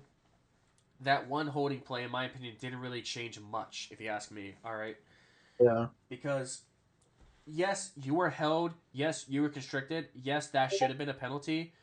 But if you're really going to ask me, who the fuck cares? Like, Yeah. if if you got to remember, there are also 11 other players that can do your job for you and help you when you're getting held back. There are 11 other people that can help. And if you're gonna bitch and complain about that one little play, then I don't know, man. Like, I respect your game. I love your game, but you cry too much, you talk too much, and honestly, you just need to keep your mouth shut. Like Kelsey said, know your name and shut your mouth, you jabroni. Or know your role, Uh, not your name. What the fuck? All right, but going yeah, back and to it, you first. I just wanted to say, All right. like, whenever I'm on TikTok and I'm on some Eagles video, number one comment I see. You want to try to guess it? Um, refs are helping the Eagles. Yeah, it would be like Bills versus refs, and and I would always respond like, did the Bills like give like Jake Elliott a superpower to kick that field goal? Like, did the Bills intentionally tell Josh Allen to miss throw? Like, Did they intentionally come tell on, Gabe they Davis to run the wrong route? yeah, and then people go crazy about that, but I'm like, the reason why he missed him was because we had a zero blitz. We had this massive blitz, and that just made him throw the ball a lot quicker. I was watching an analysis, and it was like they said if he just held on to the ball for like a tenth of a second longer, he would have thrown like the correct ball. But since there was so much pressure, he had to panic. So I think the real people to blame for him missing Gabe Davis is the defense, and that's a good thing. Because one thing people are not paying attention to is our defense has taken a step back a little bit. Like, we're the exact opposite of last year. We're really good at run stopping, but we can't cover the ball. But Yeah, I get so mad either way, when though, like E first. I'm sorry. you're good when like Bradbury gets dusted by like the most random guy I've ever seen. Like I forgot his name, but this one guy on the Cowboys, like he just keeps getting he kept getting wide open against Bradbury, and then Turpin uh, or this Thibodeau? Not Thibodeau. That's the Giants. I I think think. it was like Tolbert or something. Was that his name? Yeah, Tolbert. Yeah, Tolbert. Like I'm like who is this random? And it was just annoying, but they locked in when they needed to. Yeah. All right. Like, like basically going back to it. All right. They'll look at the Eagles not being able to cover on the field, and then they'll contribute that to them being the worst 10-1 team ever. If you want to look at the worst team that had a record similar, look at the 2020 Pittsburgh Steelers. Look at how often they Mm. got out of games. Luckily, like, remember this: when we were bad that year, we were actually playing competitive ball against Pittsburgh. We lost by like Yeah, if you remember, we lost by like a touchdown and a field goal or something like that, like a couple points like that. But even though Carson Wentz was having his worst year ever, he still almost beat the Pittsburgh Steelers, and he still beat a 49ers team that was not healthy but still close enough. if you remember, um, that one couple of weeks we had the goat Travis Fulgham. You remember him? Oh my god. Yeah, I don't know why we didn't like bring him back. That guy just like against the Steelers, he had like 150 yards, and then like the next week he had like a really good game, and then he just disappeared. And I thought he was really good. I thought he was the second coming of like I don't know somebody a really good receiver. And that was our receiving core was so funny that year. It was Travis Fulgham, Greg Ward. I don't even remember who else. It was just a Quez complete joke. Quez Watkins and John Hightower. Hightower, yeah, the deep threat Hightower. And if you also remember, we had this one random tight end. I think it was against Baltimore. He caught a touchdown. Jason Kroom. I thought that was so funny, and then he just disappeared off the face of the earth. It was just it was a fun little year for the Eagles. Yeah, not fun for the fans, but yeah. Yeah. All right. But honestly, going back to ref ball can be said in multiple ways. Like the beginning of the year, they said the Chiefs had the refs on their side, and now all of a sudden the Chiefs don't have calls on them, and all of a sudden they're like, oh, now it's the Eagles ref ball. Like I'll say this right Just now. because they ain't us. Yes, they hate us. All right, you know. Now there are really bad calls made on the field, but that's just regular. Like when bad calls are made for the Cowboys' favor, how often is that mentioned? When it's made for San Fran's favor, how often is that mentioned? When it's on us, all of a sudden the entire news media needs to discuss it, which I don't really like that. Like that's one thing I don't really like about like news media literacy or not literacy, like news media in general or journalism. They will nitpick every single bad play and do this and that. Like one guy tried to like go on to say that DeAndre Swift wasn't him because of how many holes he did miss, but everyone forgets these plays. They last about I'll say 7 seconds, 5 to 7 seconds on average. All right.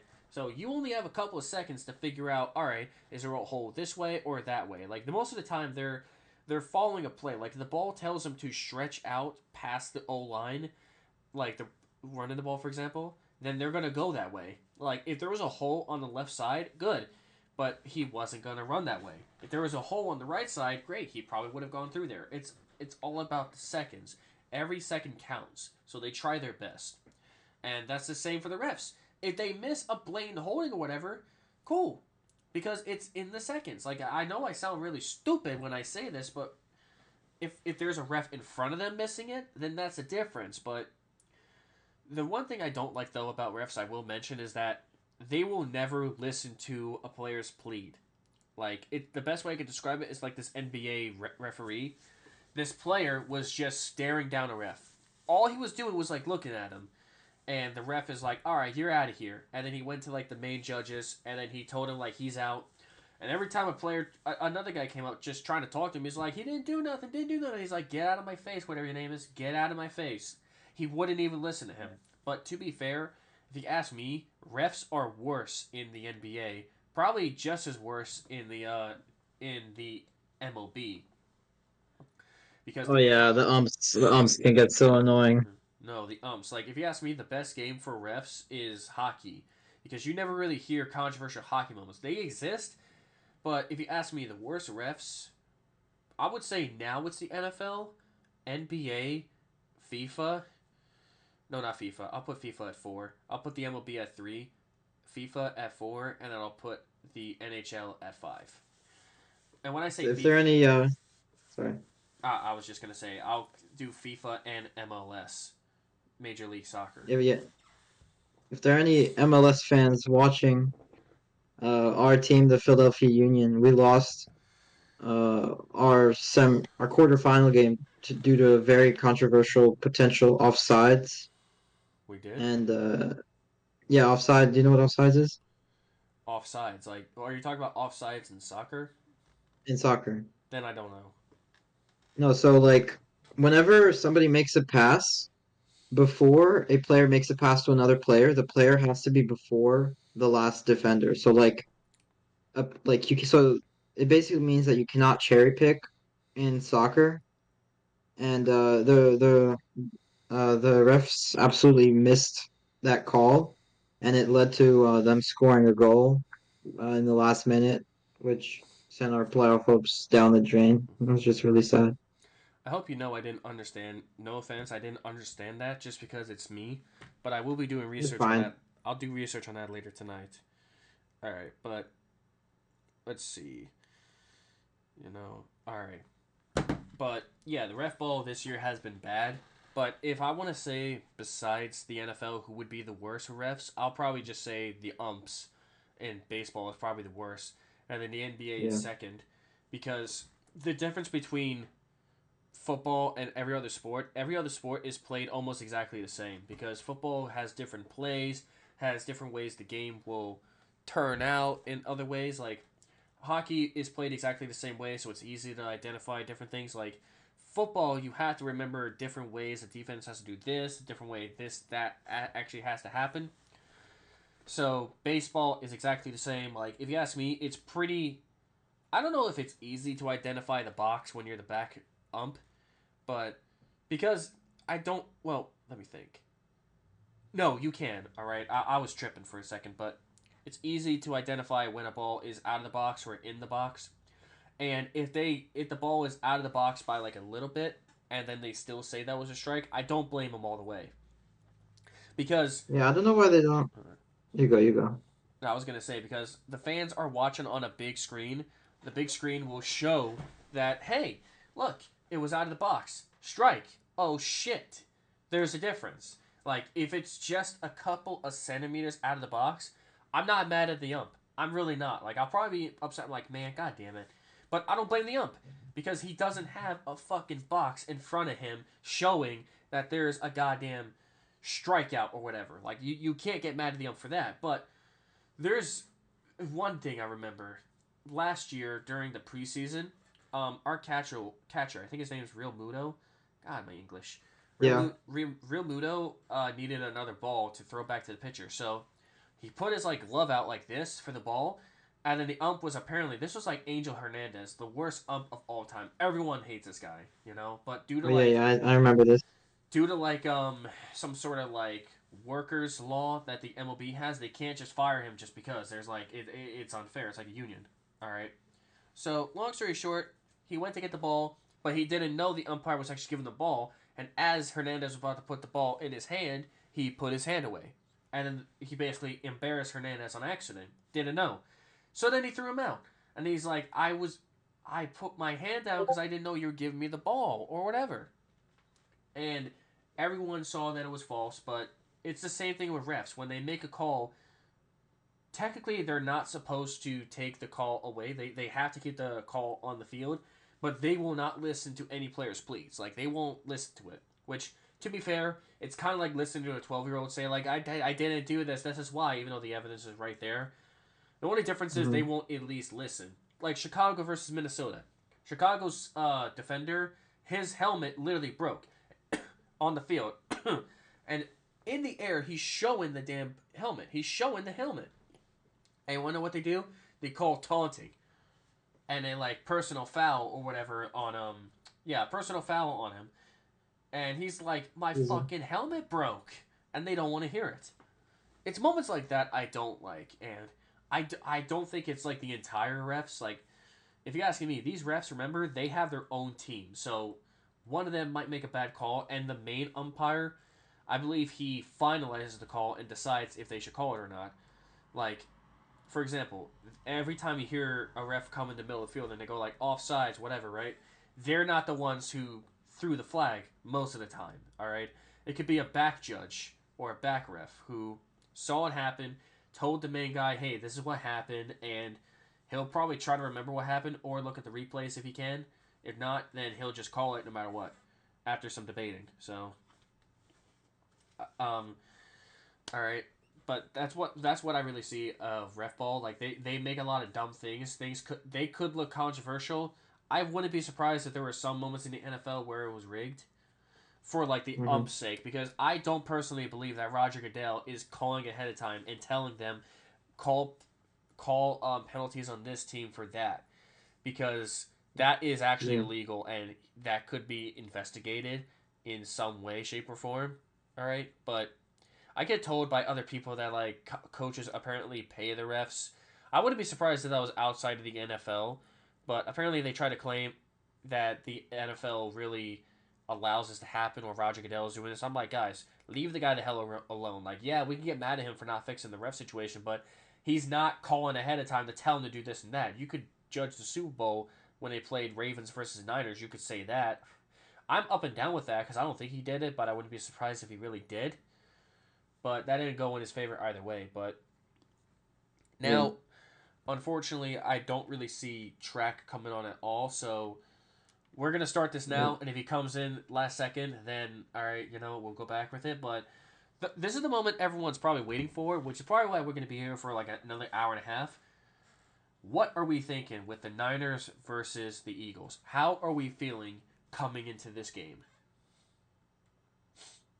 I feel pretty good because they were saying the same stuff about last year, and you already know what happened. 31-7, absolutely smoked. And the thing I've been saying for this year is I think that we had the perfect counters for their strong suits, both on offense and defense. And Mm-hmm. also Debo, he's not playing as well as he was, and he's been really underperforming.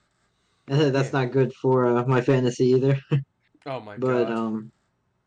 yeah, but I think that we have the perfect counters, and I think that we just have so many facets to our game that we can just basically tire them out, and we can just keep doing what we're doing. Like, and I also think that we have to get DeAndre Swift involved more because that guy is a beast, and that guy really jumpstarts their offense. Like, he only in that Chiefs game, I was really mad. He only had 12 carries for 76 yards, I believe. That's like over 6 yards per carry, and I was just really mad they weren't using him more because he was occasionally just breaking out and running for 20, 30 yards when we needed it the most.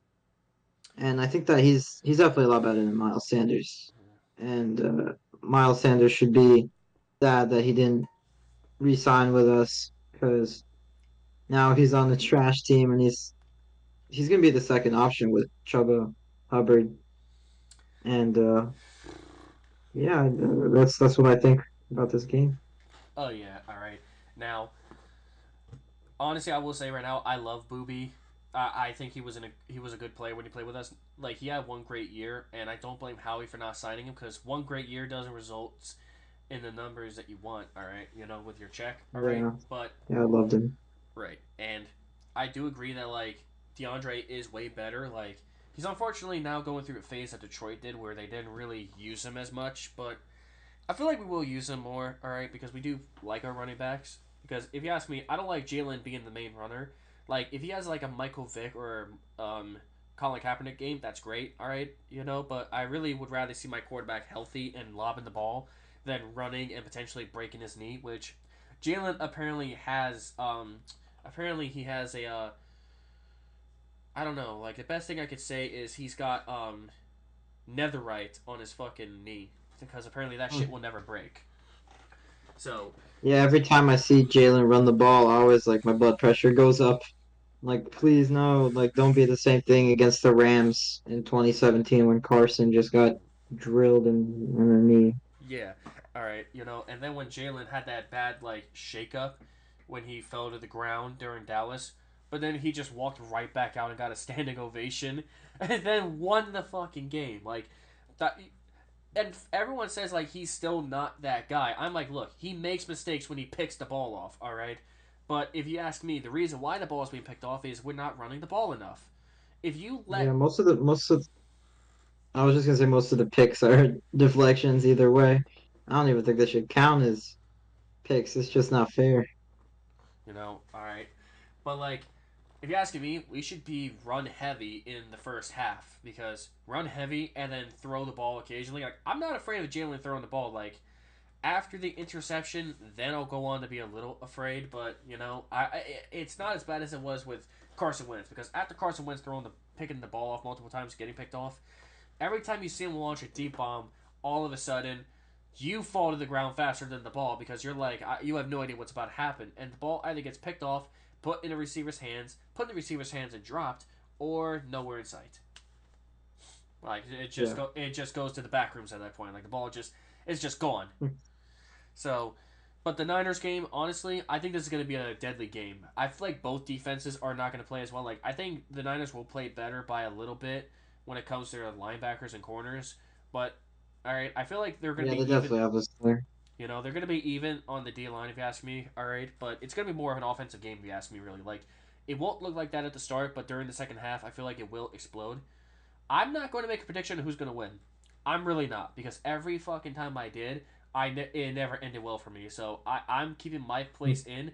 I'm like I'm not going to play God or I'm not going to predict what's happening here. I'm just going to go into this game like any other fan who doesn't understand football as well. Like kind of like how I am when I go to a soccer game. I have no fucking idea what's happening, but I'm trying to understand it. Same with hockey.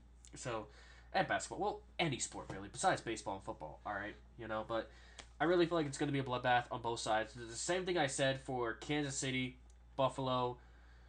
I said the same thing for Miami, but that wasn't really much of a bloodbath. It started like that, like both teams were playing exactly the same, but then we came back last second and dominated. All right, so honestly, if I had to make a prediction, I would say we win by a field goal.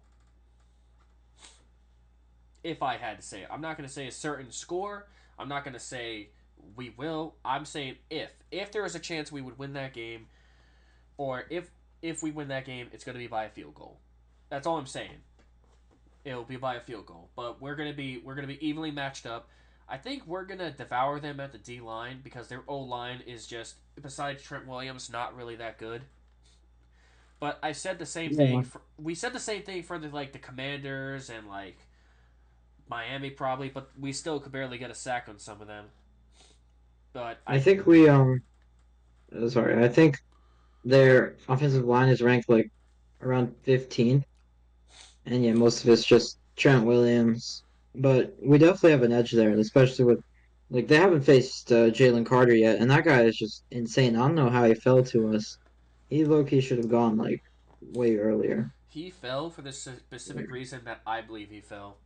That he was Yeah, getting Jamarcus Russell vibes. If you remember Jamarcus Russell, I think I'm saying his last name yeah, wrong, but Jamarcus, the guy who was picked number one overall by the Raiders, got like a $50 million contract for 6 years before he really snapped the ball and was just addicted to Wendy's cheeseburgers.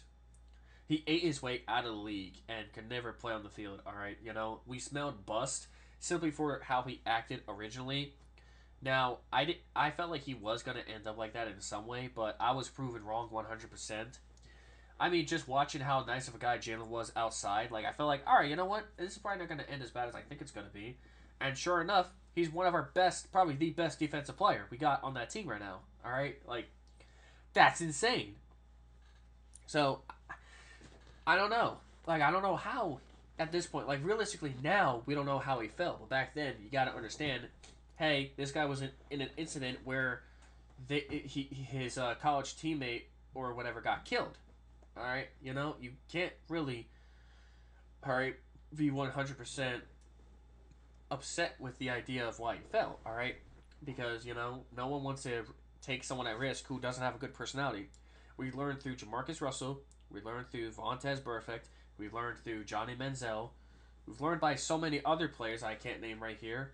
This one Seattle guy who was like really dominant in college as an old lineman, getting cooked in the NFL, would have a renaissance later, but still. So I'm not surprised that he fell to us. I'm really not.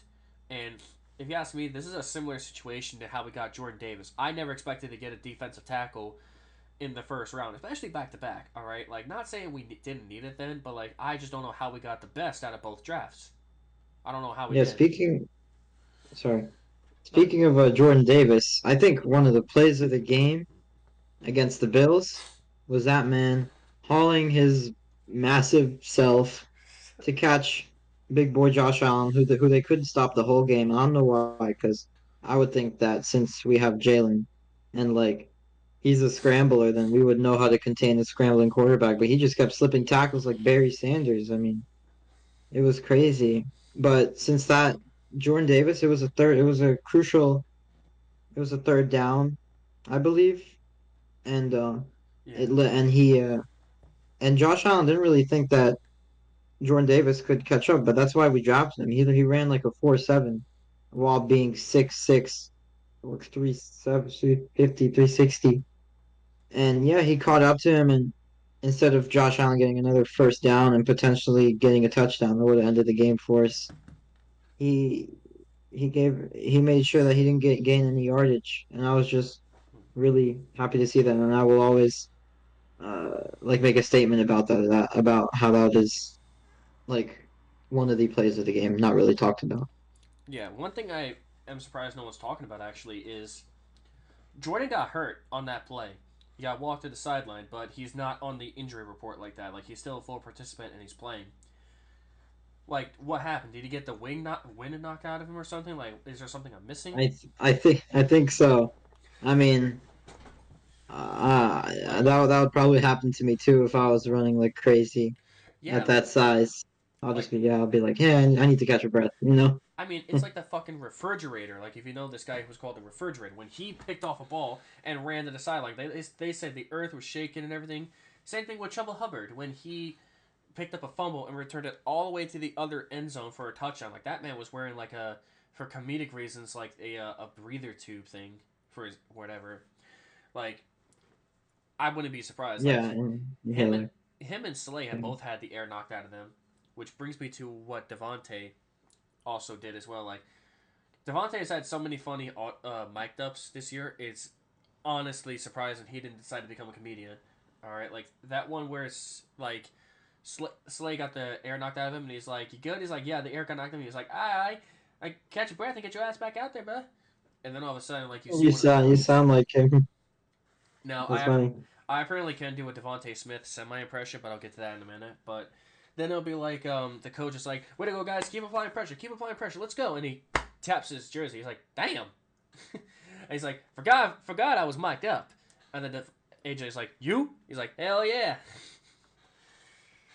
There's another one. It's like Alami is like, "You know you him, right?" And he's like, "Bruh, I got 99 yards." And he's like, "Oh my god!" He's like, "I'm hot, I'm hot." And then Brian Johnson's like, "You got 99? 99 on the dot." Ah.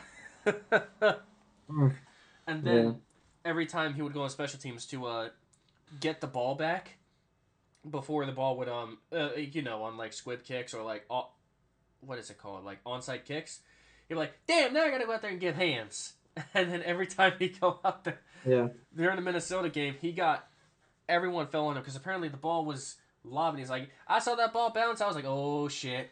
And sure enough, he catches the ball, gets to the ground. Five guys land on him. He's like, "Damn!" Yeah, that was funny. Recently, I forget. I like this, or I like the snippet where he was like being super needy. It was like during like throughout one game he was like, "Hey, I need a towel, I need a towel, I need a skelly," and it was so funny No, no, it's like, seeing how much stuff he wanted. yeah, he was like, the Scully wasn't even for me. The Scully was for someone else. I was like, let me get one for him. Like honestly, like let me just do that. And then it's like, hey, my cleat ripped. I need more cleats, man. And it's like, my cleats just ripped off. Ain't nothing I can do about it. It's like, take the visor off. Yeah, It's wet outside. It's raining. You can't have the visor on when it's raining outside. But one yeah, thing that no one talks about is what he said when he was going in. Take my ass inside. It's colder than motherfucker out here. yeah.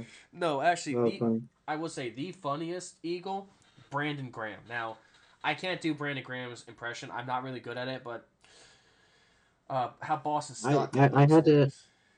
I had a chance to meet Brandon Graham, but then I had to go to the hospital and I was so mad. Oh my god. At least my dad met him, and he wasn't that big. He didn't look that big, but like I think when you see him on the field, I think he's like 6 foot. we're spoiled with Jordan Davis and Mylota. That's what. Yeah, probably. Yeah. But yeah, I've just seen so many videos of that guy trash talking, and I like how instead of saying their number like 52, he's like 5'2". I'm coming for you. Blah blah blah.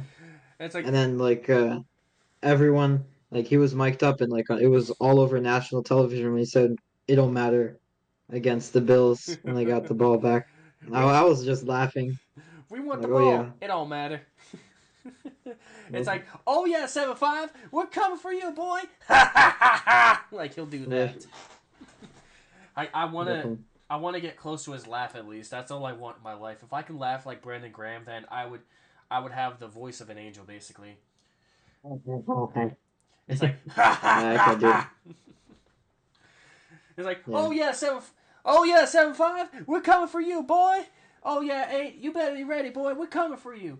And then week 1, we was mic'd up. It's like, hey, you mic'd up, fat boy? You know it. Oh my god. God, I can't fuck. Oh, if I do that one more time, I'm actually gonna punch myself in the face. But let's go back to the Niners. We're getting off track. If you ask me, the biggest threat I would have to worry about is CMC. If we were number 1 in rushing D, we got to get back to that. We gotta get Yeah, he back. stepped it up. like CMC. Like honestly, I feel like he's gonna like eat our asses alive. So we just need Bradbury. We need Bradbury to do the exact same thing he did last game. We need Slay to be Slay, and we just need Roby to be Roby. And if they just cover the field well enough, hold him back, and then we apply pressure, we'll be good. Because you got to remember, this is a run heavy, a run CMC offense. All right, like which explains why Brock Purdy's able to make plays because he's not throwing every single play. He's not the hero of the game. And honestly, Brock Purdy is lighting up the league just as well as like every other QB is, but not enough for MVP if you ask me. Like many are saying Jalen's going to be the MVP, and I think he should be the MVP, but they're going to look at his interceptions and say that's not enough or that's too much. Moving on. But if anyone deserves the MVP, it was either Tyreek Hill or CMC or even AJ Brown. If you ask me, if AJ goes back to how he was beginning of the year, then he deserves MVP. Yeah, I don't even know if it's MVP anymore. I think it's just MVQ, most valuable quarterback. No, actually, like this is what I was talking about with some of my guys in this little program I have called Pizza with the Pros. We were talking about it and we're like, yeah, honestly, like it's just been nothing but quarterbacks the last few years, and you can't really blame them because quarterbacks make it on national media and everything. Like they're the most covered players on the field.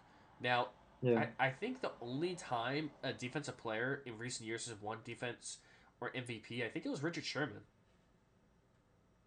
Did he win MVP? I mean, he was on the cover of Madden 15. Um, So that's Yeah, close. He might have won MVP. I, I think a kicker won MVP before. Oh my god.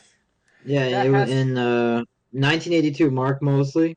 Wait. I was gonna say that He won Mark MVP. Mark Mosley won MVP. What the? Oh my god. Yeah, The, but I just back to the MVQ. I just think that it just goes to the most valuable quarterback, and I just saw the rankings. So it was number one, Jalen. Let me go back, but let me see. Okay, it was number one, Jalen. Number two, Patty. Number three was Dak. Number four, Lamar, and number five was Tyreek. And low-key, I could see Tyreek potentially winning it, but I doubt that he will be able to be this consistent. But it would be nice to, because he's not that young anymore. He's pretty old, and he's putting up these insane numbers. Like he's on pace to break Megatron's record. But granted, he did have one more game than him. But mm-hmm. the one thing that I was confused about is why CJ Stroud isn't in the conversation because the Texans were a poverty franchise, and then that guy just put the whole team on his back, and he's like, "All right, come on, just let's get these wins," and now he's like potentially making the playoffs. And it's just insane how a quarterback can turn a franchise around. And Um, I'm just really I th- I want him to get praise here. think. All right, yeah. You know what? I think the reason CJ's not in the conversation is because he's a rookie, and I Yeah, don't think anyone looks at the MVP and thinks that a rookie earns it because there are players that for years are working on themselves, working hard, improving, becoming better players, and then like with how hard a lot of them work, it kind of looks insulting if you ask me for um, a rookie to be involved in the MVP conversation. And if you're asking me though, that listing should change from like Dak and Lamar, remove them because Lamar actually played a lot of competition this year and he brought his team to 73 and he has more skills on the field if you ask me because he can run the ball faster, he can throw the ball just as good as Dak. But Dak had just been yeah, beating up on bad teams, and many will say we did the exact same thing. And honestly, the best worst team we beat up on was the Giants. All right, now, granted, yeah. a lot of teams were really good last year, and like you can't even say easy schedule is what brings teams to the Super Bowl. A good team is what brings a team to the Super Bowl. And if you have an easy schedule, there's really nothing to take advantage because, all right, what people don't understand is play on the field is way different than watching it, all right? Everyone goes in that game determined to win the exact same way. Some turn out to be better than the other because of their determination and skills. But a lot of teams that we played did have the chance to beat us. Like the Cardinals, they could have beat us. They really could have, but They picked up Matt Amendola, who folded last minute, and Kyler Murray actually fucked up on one play that people don't talk about. People blame Matt, but they should actually blame Kyler because he slid too early. He slid a Yeah. yard too late, and then that's why it was 4th and 1 because they wanted to like stop the clock by like getting a first down and spiking the ball, saving the timeout. All right, because everyone knew back then Matt Amendola could not kick a ball past or right on the 40-yard line. And sure enough, it was a 40-some-yard kick, and everyone knew he wasn't going to make it. Sure enough, he botched it, which is funny because around that time we actually had an injured Elliott, so we picked up Dicker the kicker, and Yeah, that guy definitely clutched it for us. He was pretty good. Now he's doing good in Los Angeles. He's on the Chargers. yeah, He's their solidified kicker. That's good for him. right. I just hope there's Kicker, no Dicker, hate. the kicker. I just hope there's no hate with that guy. Like I loved what he did for us, and he's obviously a really great kicker. And Yeah. that actually brings to an interesting conversation. We'll get back to the Niners in a moment, but I really want to mention this. Should kickers and punters be drafted? Not undrafted signed, drafted. Like 5th, 6th, 7th round draft material. Maybe 4th or 3rd, depending how they played in college. I feel like only late round is like the only good option because like like what happened with the Cowboys, Brandon Aubrey, he's like been amazing, and I was watching like a video on him, and like that guy was a software engineer, and he's like, and then like once he was just deciding to practice kicking, and then out of nowhere, like somebody tells him to try kicking, and then this random tech guy just happens to get a job, and now he's like one of the best kickers in the league right now. So I mean, if it's a really good kicker, yeah, I wouldn't mind giving a seventh, like max six. But I think it's really like we randomly picked up Dicker the kicker, and he was amazing. So I don't really think that kicker should be taken like past the or earlier than the seventh round. If you're asking me, we should at least semi consider it in a way kind of Yeah, similar to the Niners. Like they really didn't need a lot of people going into last year's draft, so their first pick was a kicker who is turning out to be a really good rookie kicker. All right, will he live up to it? We don't know, but the third round is a little too high for me in my opinion. All right, 4th and 5th, definitely. that is where things get really interesting. All right, because most times you're picking up players in the 4th and the 5th, you're looking for backups or young kids to potentially develop into something good or special teamers. All right, like you're even looking for depth. All right, some people don't want to pay um,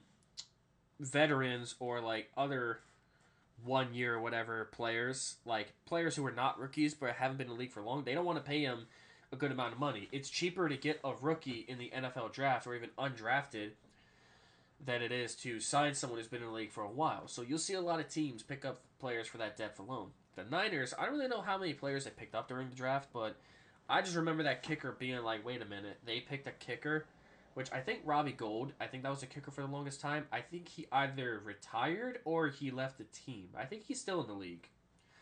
Um, Yeah, I was wondering what happened to Robbie Gold. all right. I think he might be, Oh, unless if, no, that's Greg Zerloin. I think Greg plays for the Jets. I was thinking, yeah, I think Robbie Gold retired. I could be wrong, but all right, he's still a free agent, really interesting. but he's 40. Yeah, maybe that's why. But what's it called? All right, you put a kicker who probably could never miss a single field goal, no matter what level of play. I think, in my opinion, for special teams and especially kickers and punters, long snappers, all right, it really shouldn't matter where you play your division of football.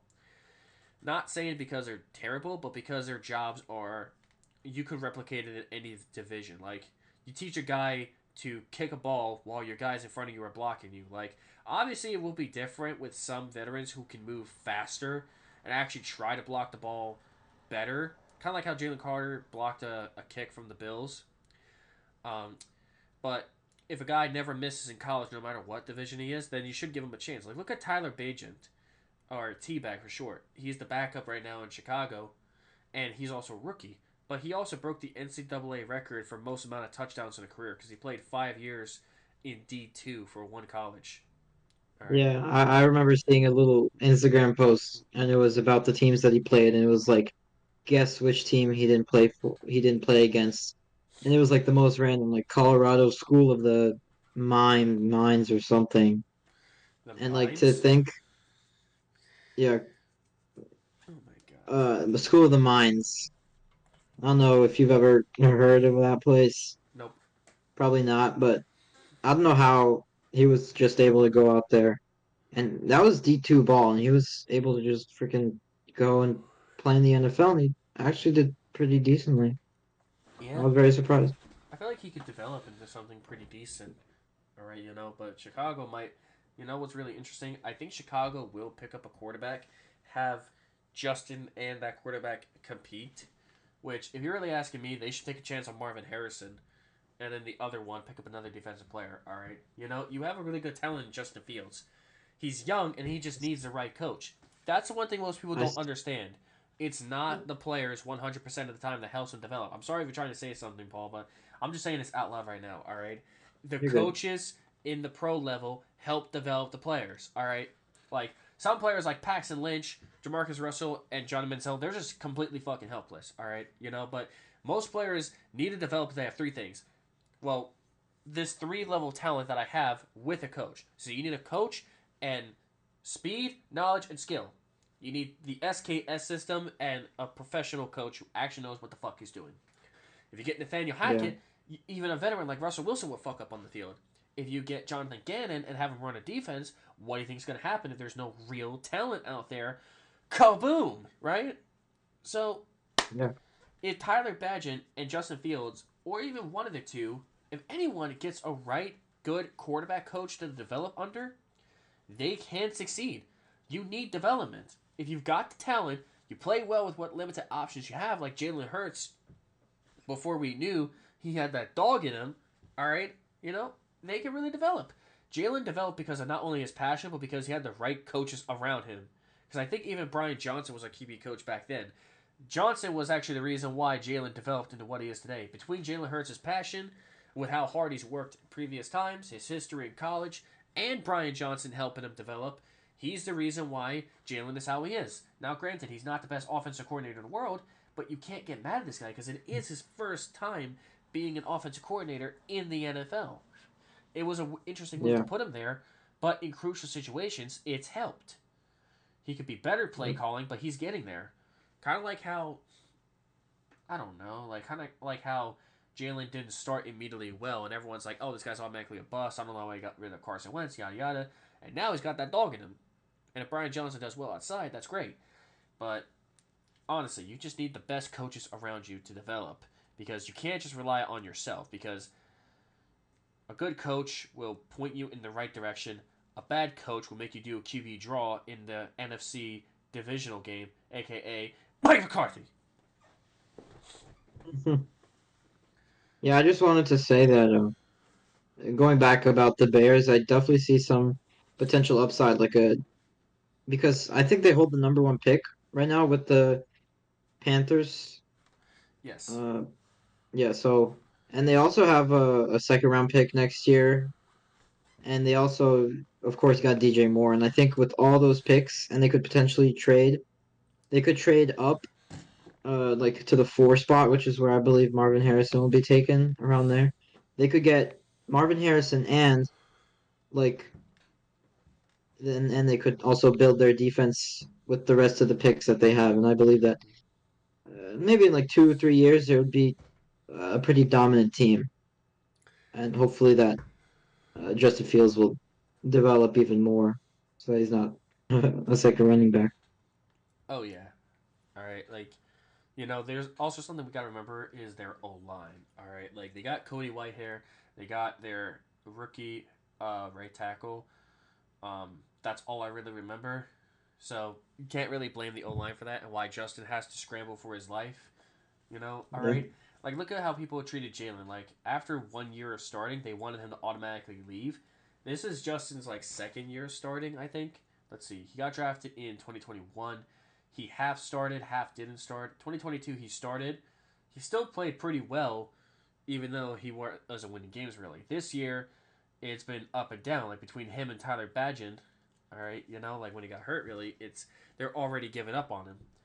I think next year, get the pieces you need, guarantee them to be there for more than a year, at least 2 years, and then see what happens. If Justin doesn't develop the way he does, then get a quarterback next year. Now, it's going to be hard to Yeah. pass on a lot of these quarterbacks this year. You got Caleb Williams, you've got Drake May, you've got J.J. McCarthy, you got this one fucker from Washington, I forgot his name, and then you've got Bo, this one Bo guy. Nix too. Yeah, you got Bo Nix, and you even got this LSU quarterback Shadur. who's been skyrocketing because Yeah. this LSU quarterback is getting somewhat better stats than Joe Burrow did. So that's something that they're really looking at. All right, Yeah. and normally I would be like, what about the rest of his college career? Like, look at Anthony Richardson. Like before he got hurt, he was really good on the field. So, Well, and if I'm it, so excited for Anthony Richardson next year. no, actually, like I'm Hope, gonna. hope Hopefully, I could get him in my fantasy. yeah, hopefully he pans out like Cam Newton, but for longer. Oh yeah. I mean, the reason I got into football is because of Cam Newton. Like it was like in 2015, and I mean I didn't really care about sports in like 2015. I was like I was like 8 years old, and then like I was on YouTube scrolling, and I see this one video of like Cam Newton highlights against some random team. And I was just watching, and this dude was just running all over them, and he would flip into the end zone, and I'm like, hey, maybe I like this Cam Newton guy, whoever he is. So I got a poster of him, and then that led me down the whole rabbit hole of football, and then I fell.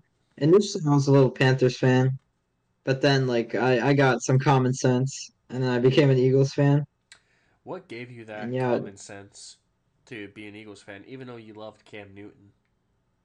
it was my dad, because he would he's a big Philly sports fan. He would watch all the games, and sometimes like if I wasn't doing anything, I would just sit and watch with him. And then I remember the 2015-16 season.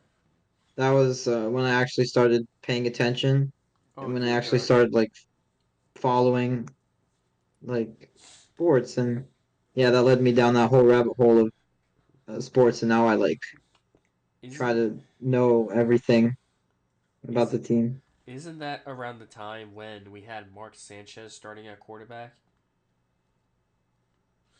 Right? No, that was we had Sam Bradford that year, Oh my and God. then a year later we drafted the Carson. man. Now, Carson, I'll give my utmost respect to. He played good when he was a rookie. He played amazing when he was good. And actually, funny enough, between 2016 to like 2020, it was always debated who was the better quarterback, Carson Wentz or Dak Prescott. And I believe back then Yeah, it was Carson Wentz. For a while, it was Carson. Dak had a better rookie year, drove his team to the playoffs, kind of like how Brock Purdy did with the Niners last year. All right, but like yeah, because Dak was supposed to be a first round pick, but he got a DUI, so that's why he was selected in the fourth. All right, and funny enough, they were actually about to get the Cowboys were trying to get Paxton Lynch in the first round, and they were apparently trying to trade up to get him, but no, in the haven't end, really heard from him. cause I'm trying to remember, like apparently they were trying to get Paxton Lynch, but I think that's no, that was a 2016 draft. Like they took Ezekiel Elliott first, which if they didn't take Zeke and they That took was a good Paxton, idea. yeah. I think they were trying to get back in the first round to try to get Paxton Lynch, but in the end the Broncos took him. So then they waited to get Dak Prescott, and that was a good move by them. All right, probably the best move since Mike. Yeah, Probably between that and Micah Parsons, I don't really know any other good real moves in the draft. I could be wrong. All right, I could really probably be wrong. CD, Oh CD. yeah, CD was obvious. Like Yeah, that guy's is. I mean, even though I hate that team, that guy's been balling. I that's actually something different with me. I don't actually hate teams. I can't hate a team. Like I can like dislike them, and I can like obviously talk trash and everything. But hate is a strong word for me. I don't have hate in my heart. All right, I mean, I I'm guess it's in my blood. I live right. next to the stadiums, and like I've like seen like I live like a 10-minute walk from the stadiums, and I've like seen firsthand these people like going crazy on each other. And I Yeah, mean, like I'm a really big fan, but I don't really like going to games because like I'm like a massive fan, but like I don't really show it. Like I'm not really screaming most of the time. It's really all in my head, so that's why I don't really like going to games. But sometimes I go just but I like going to tailgates. I feel like that's more fun. And the atmosphere is just crazy and like it the atmosphere of Philly fans just like makes you want to turn into one and you just follow whatever they say. And the number one thing that they say is we hate the Cowboys.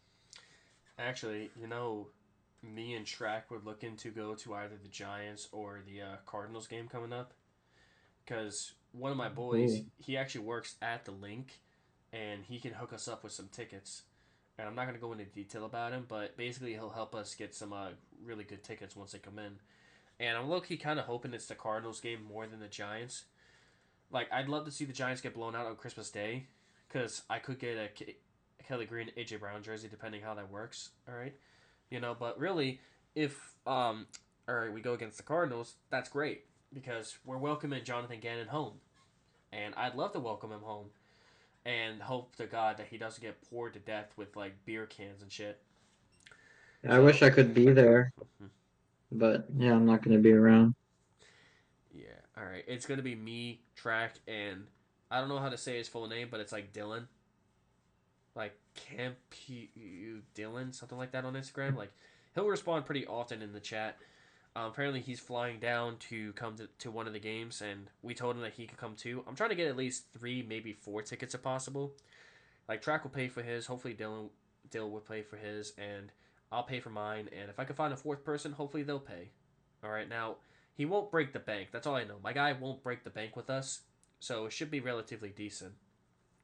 Yeah, But money is the thing I don't really have. oh yeah, like I barely But have it as it is, so that'll help. All right, like I have a job, but I'm really not at that job often. And if you're watching the stream, it does look like I'm wearing an official Eagles shirt. I don't really know where this came from. This was just in my closet for the longest, like ever since I got it from my dad. All right, but I wouldn't be surprised if I wore this, walked to like NovaCare, the NovaCare facility, and they just let me in because I look like a staff member. But I know I'll wear this on the first day if I work with them. Like I'm trying to get there. I'm trying my best to work there. I'm in one of the best sports majors in the state right now, so we'll see how that goes. But we need to get back to the Niners. We're getting off track. Speaking of track, he's nowhere in sight. I don't know where he is. Hope he's okay. Hope he didn't get hurt. But all right, let's go back to the Niners. Really, what would probably be your opinion the best way to defeat the Niners?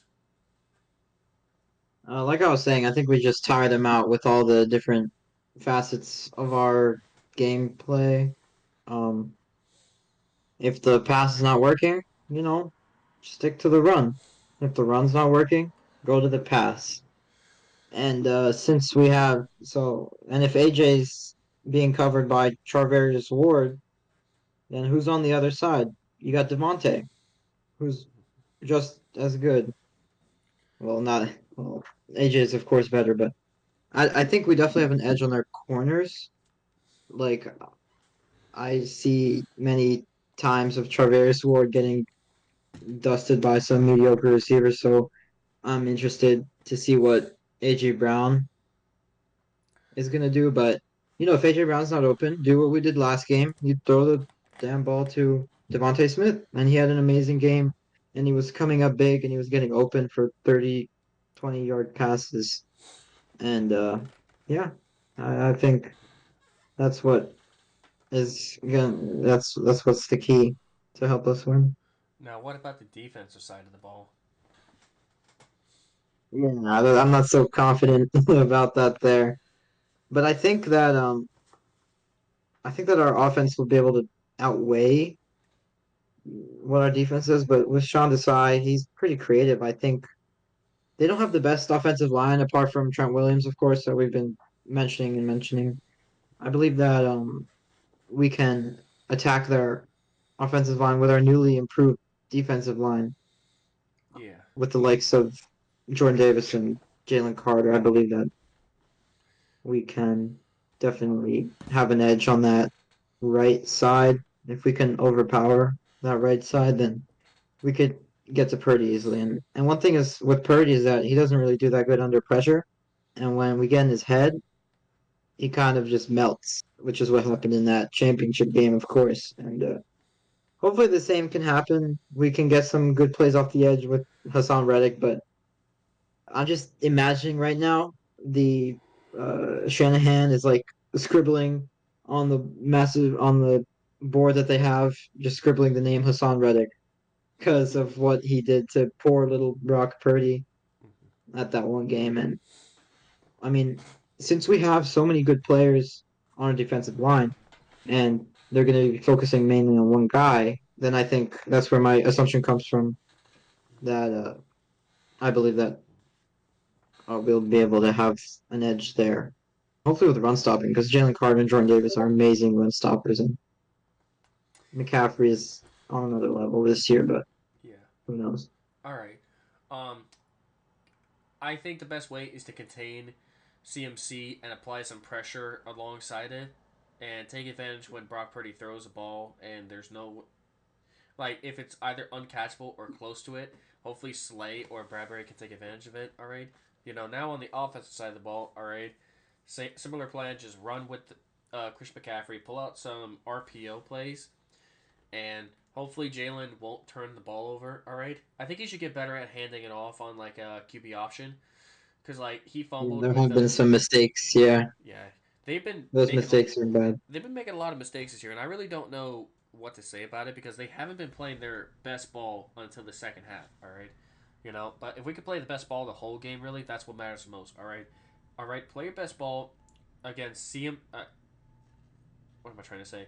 Play your best ball against the 49ers, play your best ball against the Cowboys next week, and then play similar for the Seahawks, and then we can take it down a little bit for like the last three games of the year. All right, if we could beat the Niners this week, if we could beat the well, I think it depends. If we beat the Niners this week, I think we will still have a chance of clinching the number one seed.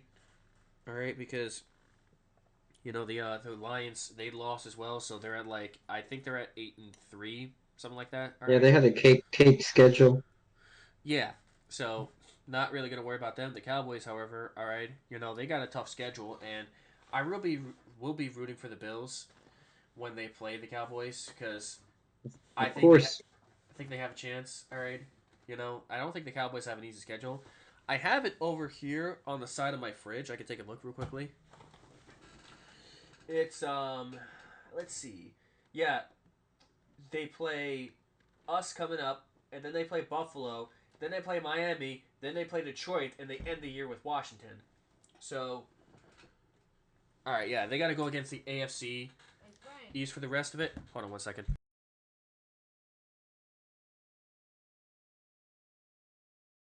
And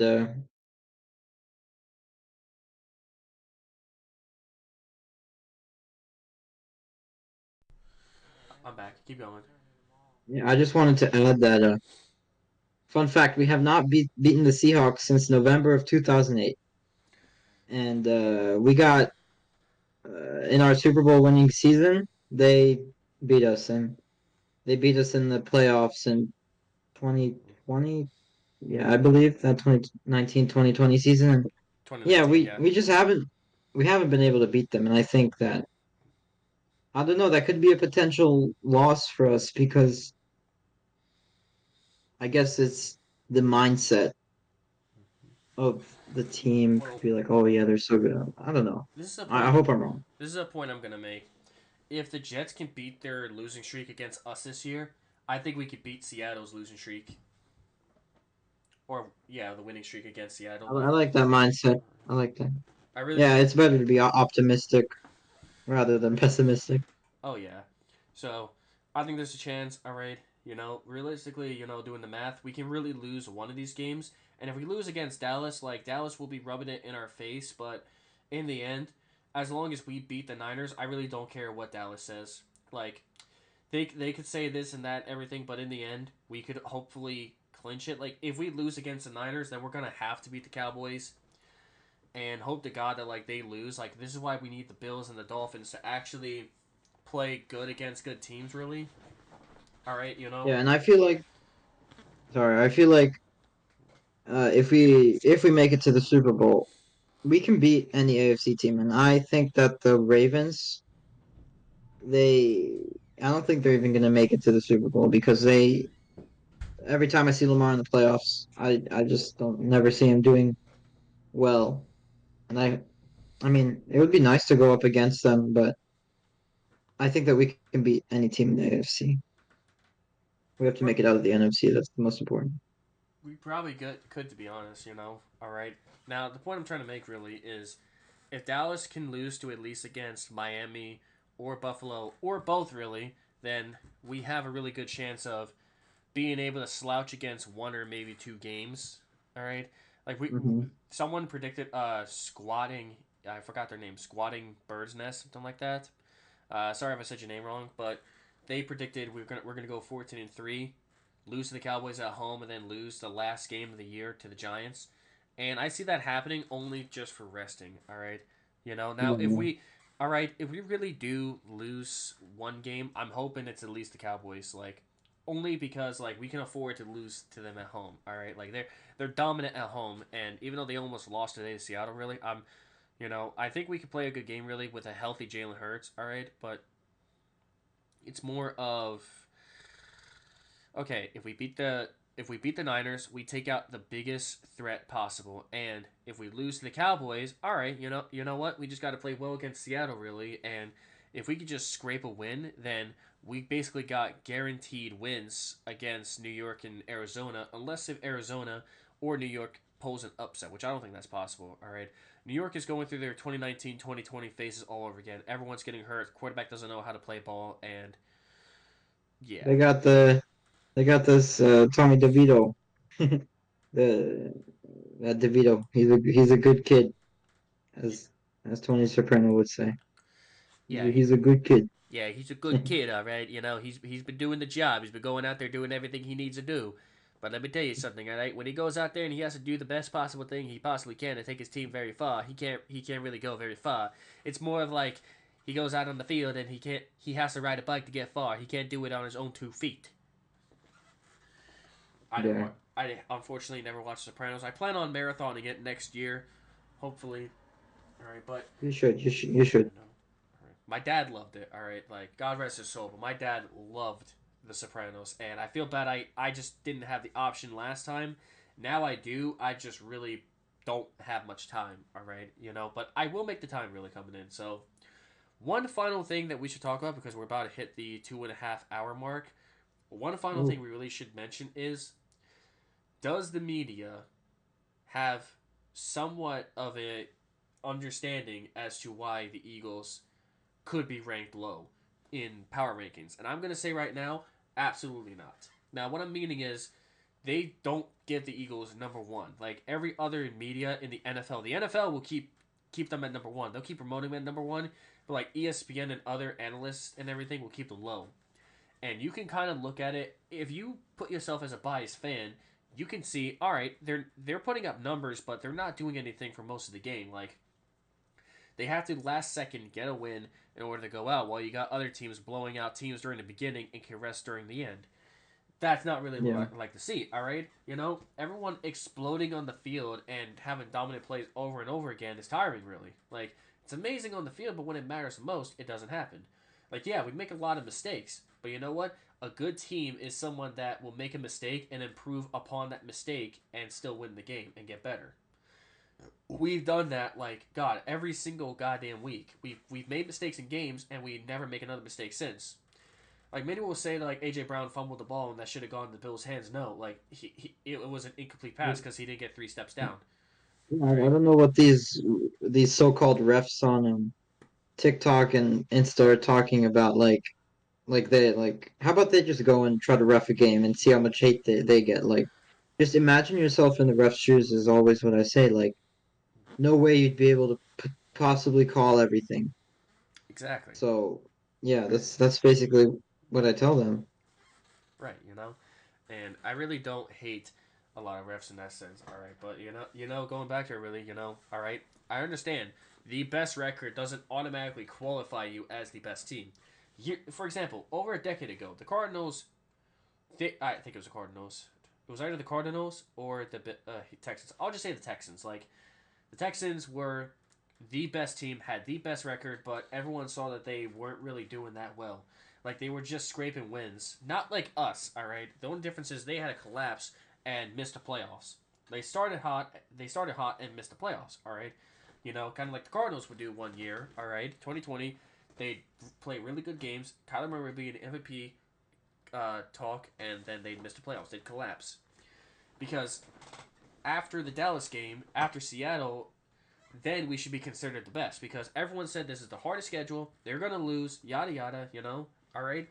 But Yeah, that was their excuse last year right, for ranking us not high because we had a cake schedule. But now what are they gonna say? exactly. I just I don't get their reasoning That's why I behind all kind this. that's why I kind of respect the NFL for that because they heard that like yeah the Eagles had a tough schedule, so they didn't have a tough schedule. They had a cakewalk, so they gave us a tough schedule, and so far we've been doing great. All right, Yeah, you, we've been doing well, and you can say this about the refs, but everyone makes this point. If the refs don't make calls, the Eagles can still get a win. I'm hearing this from non-Eagles fans. I'm hearing this from biased fans who are like, look, I'm not an Eagles fan, but these guys are so good that they don't need the refs to help them. That sack by Hassan Reddick, no matter how that turned out, the end result was going to be the exact same. Because one call is not going to make a difference. Like the holding on Micah Parsons. How much of a difference would that have been made for the Eagles to win that game? How different wouldn't that have been? Because we still held them back on defense like 3 times in that drive. They scored once, all right? 3 other times they went down and drove down the field. They didn't score, all right? So, back to it. I don't think the refs really help us like that. Yeah, they make good calls, but does that really help us? No, I don't think it does. Because we can still make mistakes, shit can still go down, but we operate well enough after it that we still manage to win the game. So relying on the refs to help you is when you fuck up multiple times and the refs make calls to help you. We'd fuck up probably 2 times per game, all right? How often would that be in our favor that the refs would help? How often was there a ball picked off and then they said it was on the off or the defense that caused a penalty and we get the ball right back? How often did that happen? How often was it that we got a good play and they called holding and sent it back against us? That happened multiple times. The refs were not on our side during the beginning of the year. All right, especially during like the yeah. Washington Week 4 game, they were not on our side. So continuing to say that the refs are on our side is just dumb. Like, think about it. I'm a Cowboys hater. All right, I really don't like them. Well, not hater, disliker. All right, I really don't like the Cowboys. I really don't. But I give my props where they are deserved at. Mike is a really good player. CD's a really good player. The offense is really good. All right, I could credit them for like over half an hour and praise them because I can, because I'm fair, all right? And I have been fair with the Eagles. We have the best record, but we make too many goddamn mistakes. It's the point I make. There are many moments where we shouldn't be 10-1, but the reason we're 10-1 is because we come back. Jalen's got the clutch gene in him. Defense does their job, and we win the game. How many times have you seen Dak Prescott do that when he's under pressure? Every time I see Dak under pressure, I just see him folding. And I just wanted to make a comparison of Jalen Hurts and Kobe Bryant, like one of the best to ever do it. Like Kobe Bryant was never smiling. I remember an interview. They won game 2 of the finals, and a reporter asked, "You're 2-0. Why aren't you smiling? Why aren't you happy?" And he's like, "Job's not over. Are we finished?" Mm-hmm. And I think that's the same with Jalen, and just the team needs that mentality. And he's young, but he's such an amazing leader, and that's just great for the team. And he can definitely get the team back in high hopes when they're down and when they're in the trenches. So that's Yeah. what I love about Jalen. All right. Yeah. Exactly. I'm gonna show this real quickly on my stream. All right. Over there, I've got a Jalen Hurts jersey. Because that proves how much I love that guy. All right, no homo. I fucking love that guy. All right, he goes out there, he Mm-hmm. does his job every way he needs to. He literally has that Mamba gene in him. Like he can go down there, he can strike, he wins games. He comes in when you need him the most, and that's what I love about Jalen Hurts. All right, and that's why we've been winning games. If you put anyone else at quarterback, like last year they tried to say, oh, if you had Gardner Minshew starting, then he would still win as many games. He lost all two of his starts last year. All right, Gardner is a good player, but Yeah, the offensive scheme we had was not for Gardner Minshew. It was for Jalen Hurts. We made an offensive scheme for Jalen, which is why we picked up Marcus Mariota as a backup this year. Like he's not the best player, but he can run a similar scheme that Jalen can when we really need him to the most. Tanner's not like that, but Tanner's just there for emergency. All right, but all right, that really yeah. proves a point. Now that Jalen's actually beating good teams, like they actually won't point at Jalen Hurts. There are some haters that are surprisingly coming out of nowhere for Jalen, which I don't understand why they hate him. All right, it was mainly really when he went to the game of the 76ers versus the Lakers. For some reason, people were like trashing on him for no reason, like disrespecting him for no reason. They were probably Cowboys fans for all we know. All right, but Well, if I know a person, if I know somebody like Jalen Hurts, then I would know that they wouldn't care at all all what the right, fans are saying. And I also wanted to say, I just want to make a little joke. The only difference between Kobe and Jalen Hurts is that Jalen actually passes the ball. oh my god, that was a good one. All right, so Yeah, I think we're gonna conclude it there. Basically, after praising Jalen a bunch and taking our input on the 49ers, we love Jalen. we love Jalen. But Paul, do you want to make one quick prediction of how you think the game's gonna go? Like, do you actually want to give a quick score prediction? Mm. I'm gonna say, I'm gonna say it's a low score. I'm gonna say we score three touchdowns and a field goal, so 24, and they get two touchdowns and a field goal, 24-17. That seems like a generic score, but I think that's what's going to happen. We're just going to tire them out and they're just not going to be able to produce. All right, Or there could just be a little blowout, hopefully. all right. You know what? I'm gonna be not realistic. I'm gonna kind of clown this in a way. I predict we're gonna score. Jalen's gonna get three touchdowns combined, so like two passing, one rushing, or vice versa. DeAndre Swift is gonna get one touchdown, plenty of yards in the field. And then the 49ers are going to catch up like how other teams did. But the only difference is their last touchdown, like let's say they get 20 points at this point, right? And it's like 28 right now, 28 to 20. They're going to go for two, Yeah. and then they're going to miss the 2 point conversion because like the ghost or something like that, maybe Bradbury, will come in and deflect the pass. And then when they try to do an onside kick, Devontae goes out there and he gives them hands. Like, damn, now I got to go out there and give hands. Like that. So I predict 28-20, but I'm always wrong, so we'll see how that goes. If we're anywhere close, then I will literally inhale a cheesesteak in under a I'll play minute. the lottery.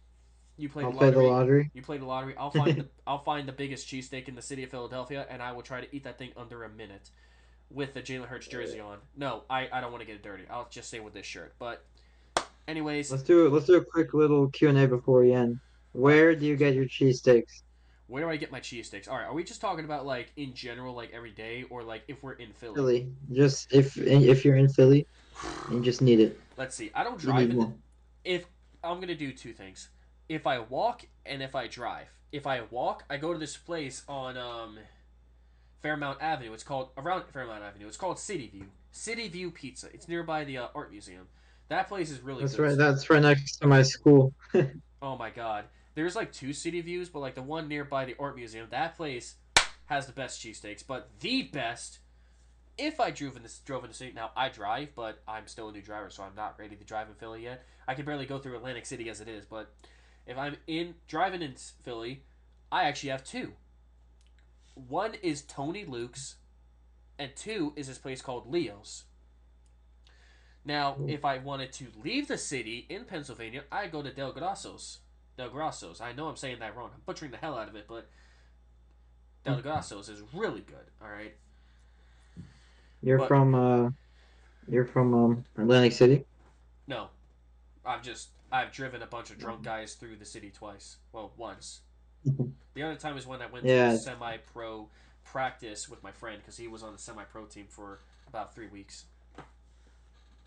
my go-to place. I like to go to Ishkabibbles on Fourth and South, I believe. It's around there, but I like their cheesesteaks. I haven't gone to some of the main. some of the best places. Like I heard Steve's Princess Steaks is really good. I've never been there. And Okay. D'Alessandro's. D'Alessandro's. Yeah, that's what I was trying to say. When I said Delegastos, I was saying it wrong. D'Alessandro's, but all right. I said it wrong once, and apparently that's how my brain told me to say it. But I'm hearing a lot about this place called Cleavers, and it's nearby 16th and Market, like nearby Rittenhouse Square. 16th and Mark. Yeah, They, that's right next to like Suburban Station. yeah, they got that, and right next to it, they got this place called the Mac Mart, where like you can get custom made mac and cheese apparently. So I'm Hmm. gonna try that one day. Who knows? All right. Now I guess we could do. You know what? If this Q&A goes well, let's see how many more questions we get. Let's try to aim for 5. So let's do 4 more. What do you got? I don't really have that many. You know what? I got What another what do one. you got? Do you have Uh, one? Who is All your? right. All right, this one will be probably interesting. But who is your favorite non-Eagles player? Yours is probably easy. Yeah, Cam Newton. of course. All right, mine is actually Peyton Manning. There's just something. Omaha.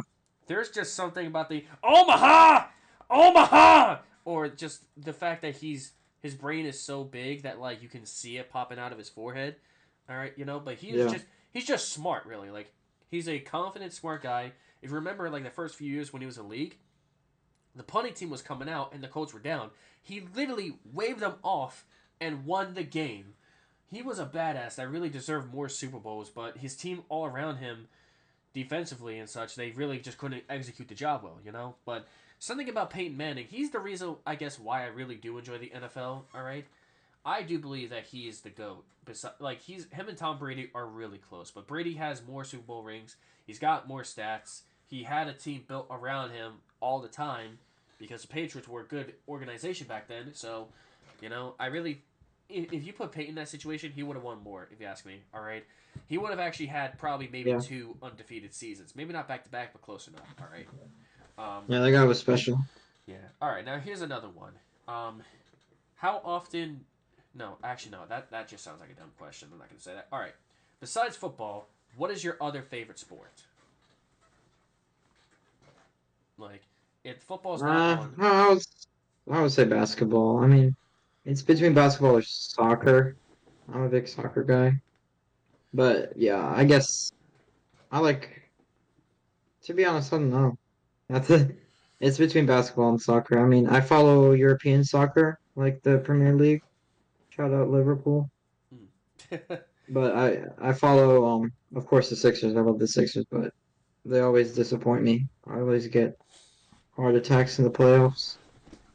All right. For me, it's either baseball or hockey. Now, I understand baseball more, but there's just something about watching fights on ice. Like, I'll say this right now. My college, we actually faced this is a Division 2 team, and we're mostly Division 3, but we've got like one Division 2, and then our rugby team is like Division 1. All right, and we actually went up against none other than the Cincinnati Bearcats. All right, right before that we played the Oh, University of Maryland, like the Turtles. I don't think that's their real name, but like the tortoise, whatever. All right, that Maryland. All right, we play against really good teams. The only difference though is this is more of a club, so they only play like 3 or so games a month. All right, they're not really playing to win a championship. They're playing more for fun, but they get a scholarship for playing really because they're still competitive. All right, and I remember specifically in this game we won like 3, maybe 4-2, really. All right, but there was this one play really where one of our guys he had a hockey stick, and of course, no shit. Um, oh, but he lost it. He lost the hockey stick, and there's a big pile trying to get the puck. He literally dove in to try to get it with his bare hands, and the puck went off. This motherfucker wrestles a hockey puck out of a Bearcat's hand and stole it for like a couple seconds. And the Bearcat was looking around. He was like, his hands in the air. The refs are not calling anything. And then he throws his stick to the side, picks up his original stick, and goes back to the puck. And then Bearcat's scrambling for the stick, and he gets back up, and he gets back into the game. And I'm looking at that. I'm just dying laughing. I'm at the top. I'm at the top right corner. mm, I'm lonely. I'm freezing to death because it's my first time actually at a hockey arena. I'm getting my $5 worth because it's $5 for every game, and it's worth it. All right. yeah, I'm enjoying it myself. is. Probably looking crazy, especially because of my Joker hoodie. We don't talk about that. All right. But that was a good time, really. So hockey and baseball are really close, but for now, I'm just gonna say baseball because I've known baseball more my whole life. All right. Now, Hmm. I'll say another question. What is a good skill that we each have, like besides our knowledge of sports? Uh, All right, I'll go first just so you can talk. I'm actually a pretty decent voice impersonist, whatever you want to say. Basically, I could do certain voices. Like on Discord, as you can see, I'm known as the Jersey Joker. That's my YouTube channel, Jersey Joker. I can do the yeah. Dark Knight Joker. I can do the Three Stooges. I used to sound like Patrick Star, but I lost that touch. All right. I mean, I could do the SpongeBob laugh like that. I could do that easily. Yeah. I actually did that at my job when I first got hired, like the first 3 weeks. I did that on the radio, and they just said, "Who the fuck just said that?" Hmm. And I would be like, "Oh, of course it was me, Patrick." Ah! I don't know, Hmm. but That's a good impression. Yeah. oh yeah. Um, and as you saw earlier, apparently I can do a good Devonte Smith accent. Literally, all I do is I just take his accent, like his southern accent, because I can do a Yeah. Where certain is he from? Like, I thought, isn't he from like Louisiana? something I like think he that, is. something like that. All right, like him and Jalen are actually not that far away from each other. All right, like Jalen was born in Houston, Texas, and somewhere around there, Yeah. and Louisiana's not that far. But all right, yeah, I can do voices. I've been working on voices a lot, which also leads me to working on singing as well. Like I'm not that good at. I'm decent at singing, but I'm not like a pro. I'm trying to get there. But yeah, that's basically me. What about you? I have a really good memory for some reason. So I you remember stuff, and that's probably why I do pretty good in school. can you name like I just can you name like a good memory of like when you say memory, do you mean like you can remember your childhood easily, or like if you were told something, no you just like if I was told something, like I know all the states and capitals and like where they are. I know about 90% of the world's flags. I damn? know all of Europe. I know all of Europe's capitals. And I'm really good with geography. And I'm also a big car guy. Mm. And I like doing that. Maybe you can explain why my car is still leaking oil after going in the shop. No, I'm just kidding. What kind of car? 2013, no, 2012 Buick Encore luxury model. Well, Buicks. Yeah, they're not the most reliable. Yeah, my grandmother wants to. They're reliable with gas. Like we've had this baby for like half a decade plus. All right, like because it was like 2012, I guess it's a little more reliable. Because older models are better than newer ones, if you ask me. The newer models are just they get trashed pretty fast. Yeah, I think Buick's gonna go out of business soon. I don't see much Should talk to my upside for them. should talk to my grandmother about that. What would you recommend? Like this is an off-topic Q&A, but what would you recommend as like a new car to get? Like what brand? Okay, so the two things you need to tell me are is your budget and like the year of the car, like how old. Um, Budget would be like 20 grand. Like this is me and my grandmother because we both share the car. So Hmm. 20 grand, maybe 22, and anything around 2018, maybe 2019. Okay, do you need a big car? Do you need an SUV or like a sedan Oh, or well, she fucking thinks I need a big car. All jokes aside, no, I think she wants me to drive an SUV. 2018 SUV? Okay. Uh, and you want something reliable? Basically, like pretty good gas. Like not one that's gonna break the bank as much.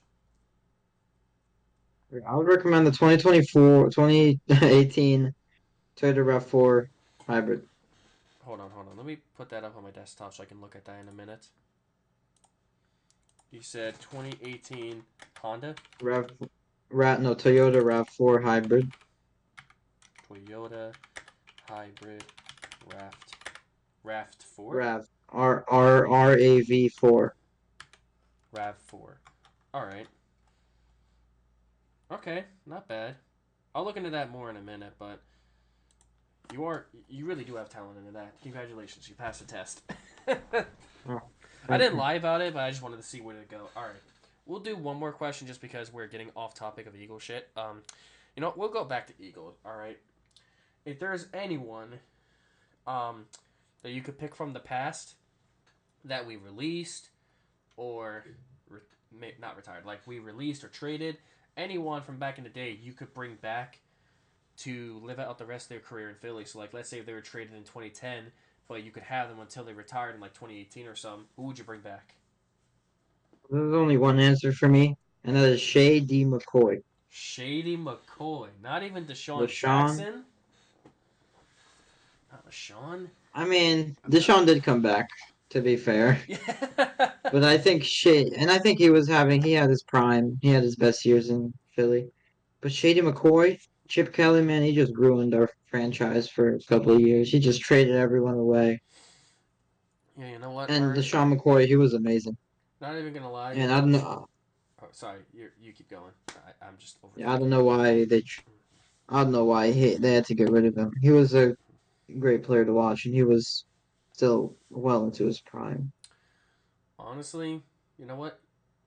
Actually, I love Shady to death, but something about Deshaun just has me more attracted to his play style. So I gotta go Deshaun Jackson. Like I'd love the answer to be Shady. Like the cool thing is about both of them is they've both now retired officially as Eagles. Shady did, I think, during the beginning of 2020, maybe 2021, something like that.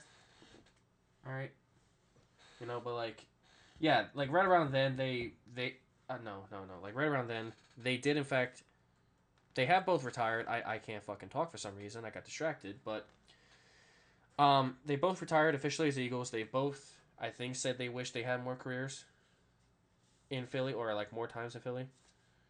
No, what am I trying to say? Hold on. Let me stop looking at my fucking phone and say this. All right.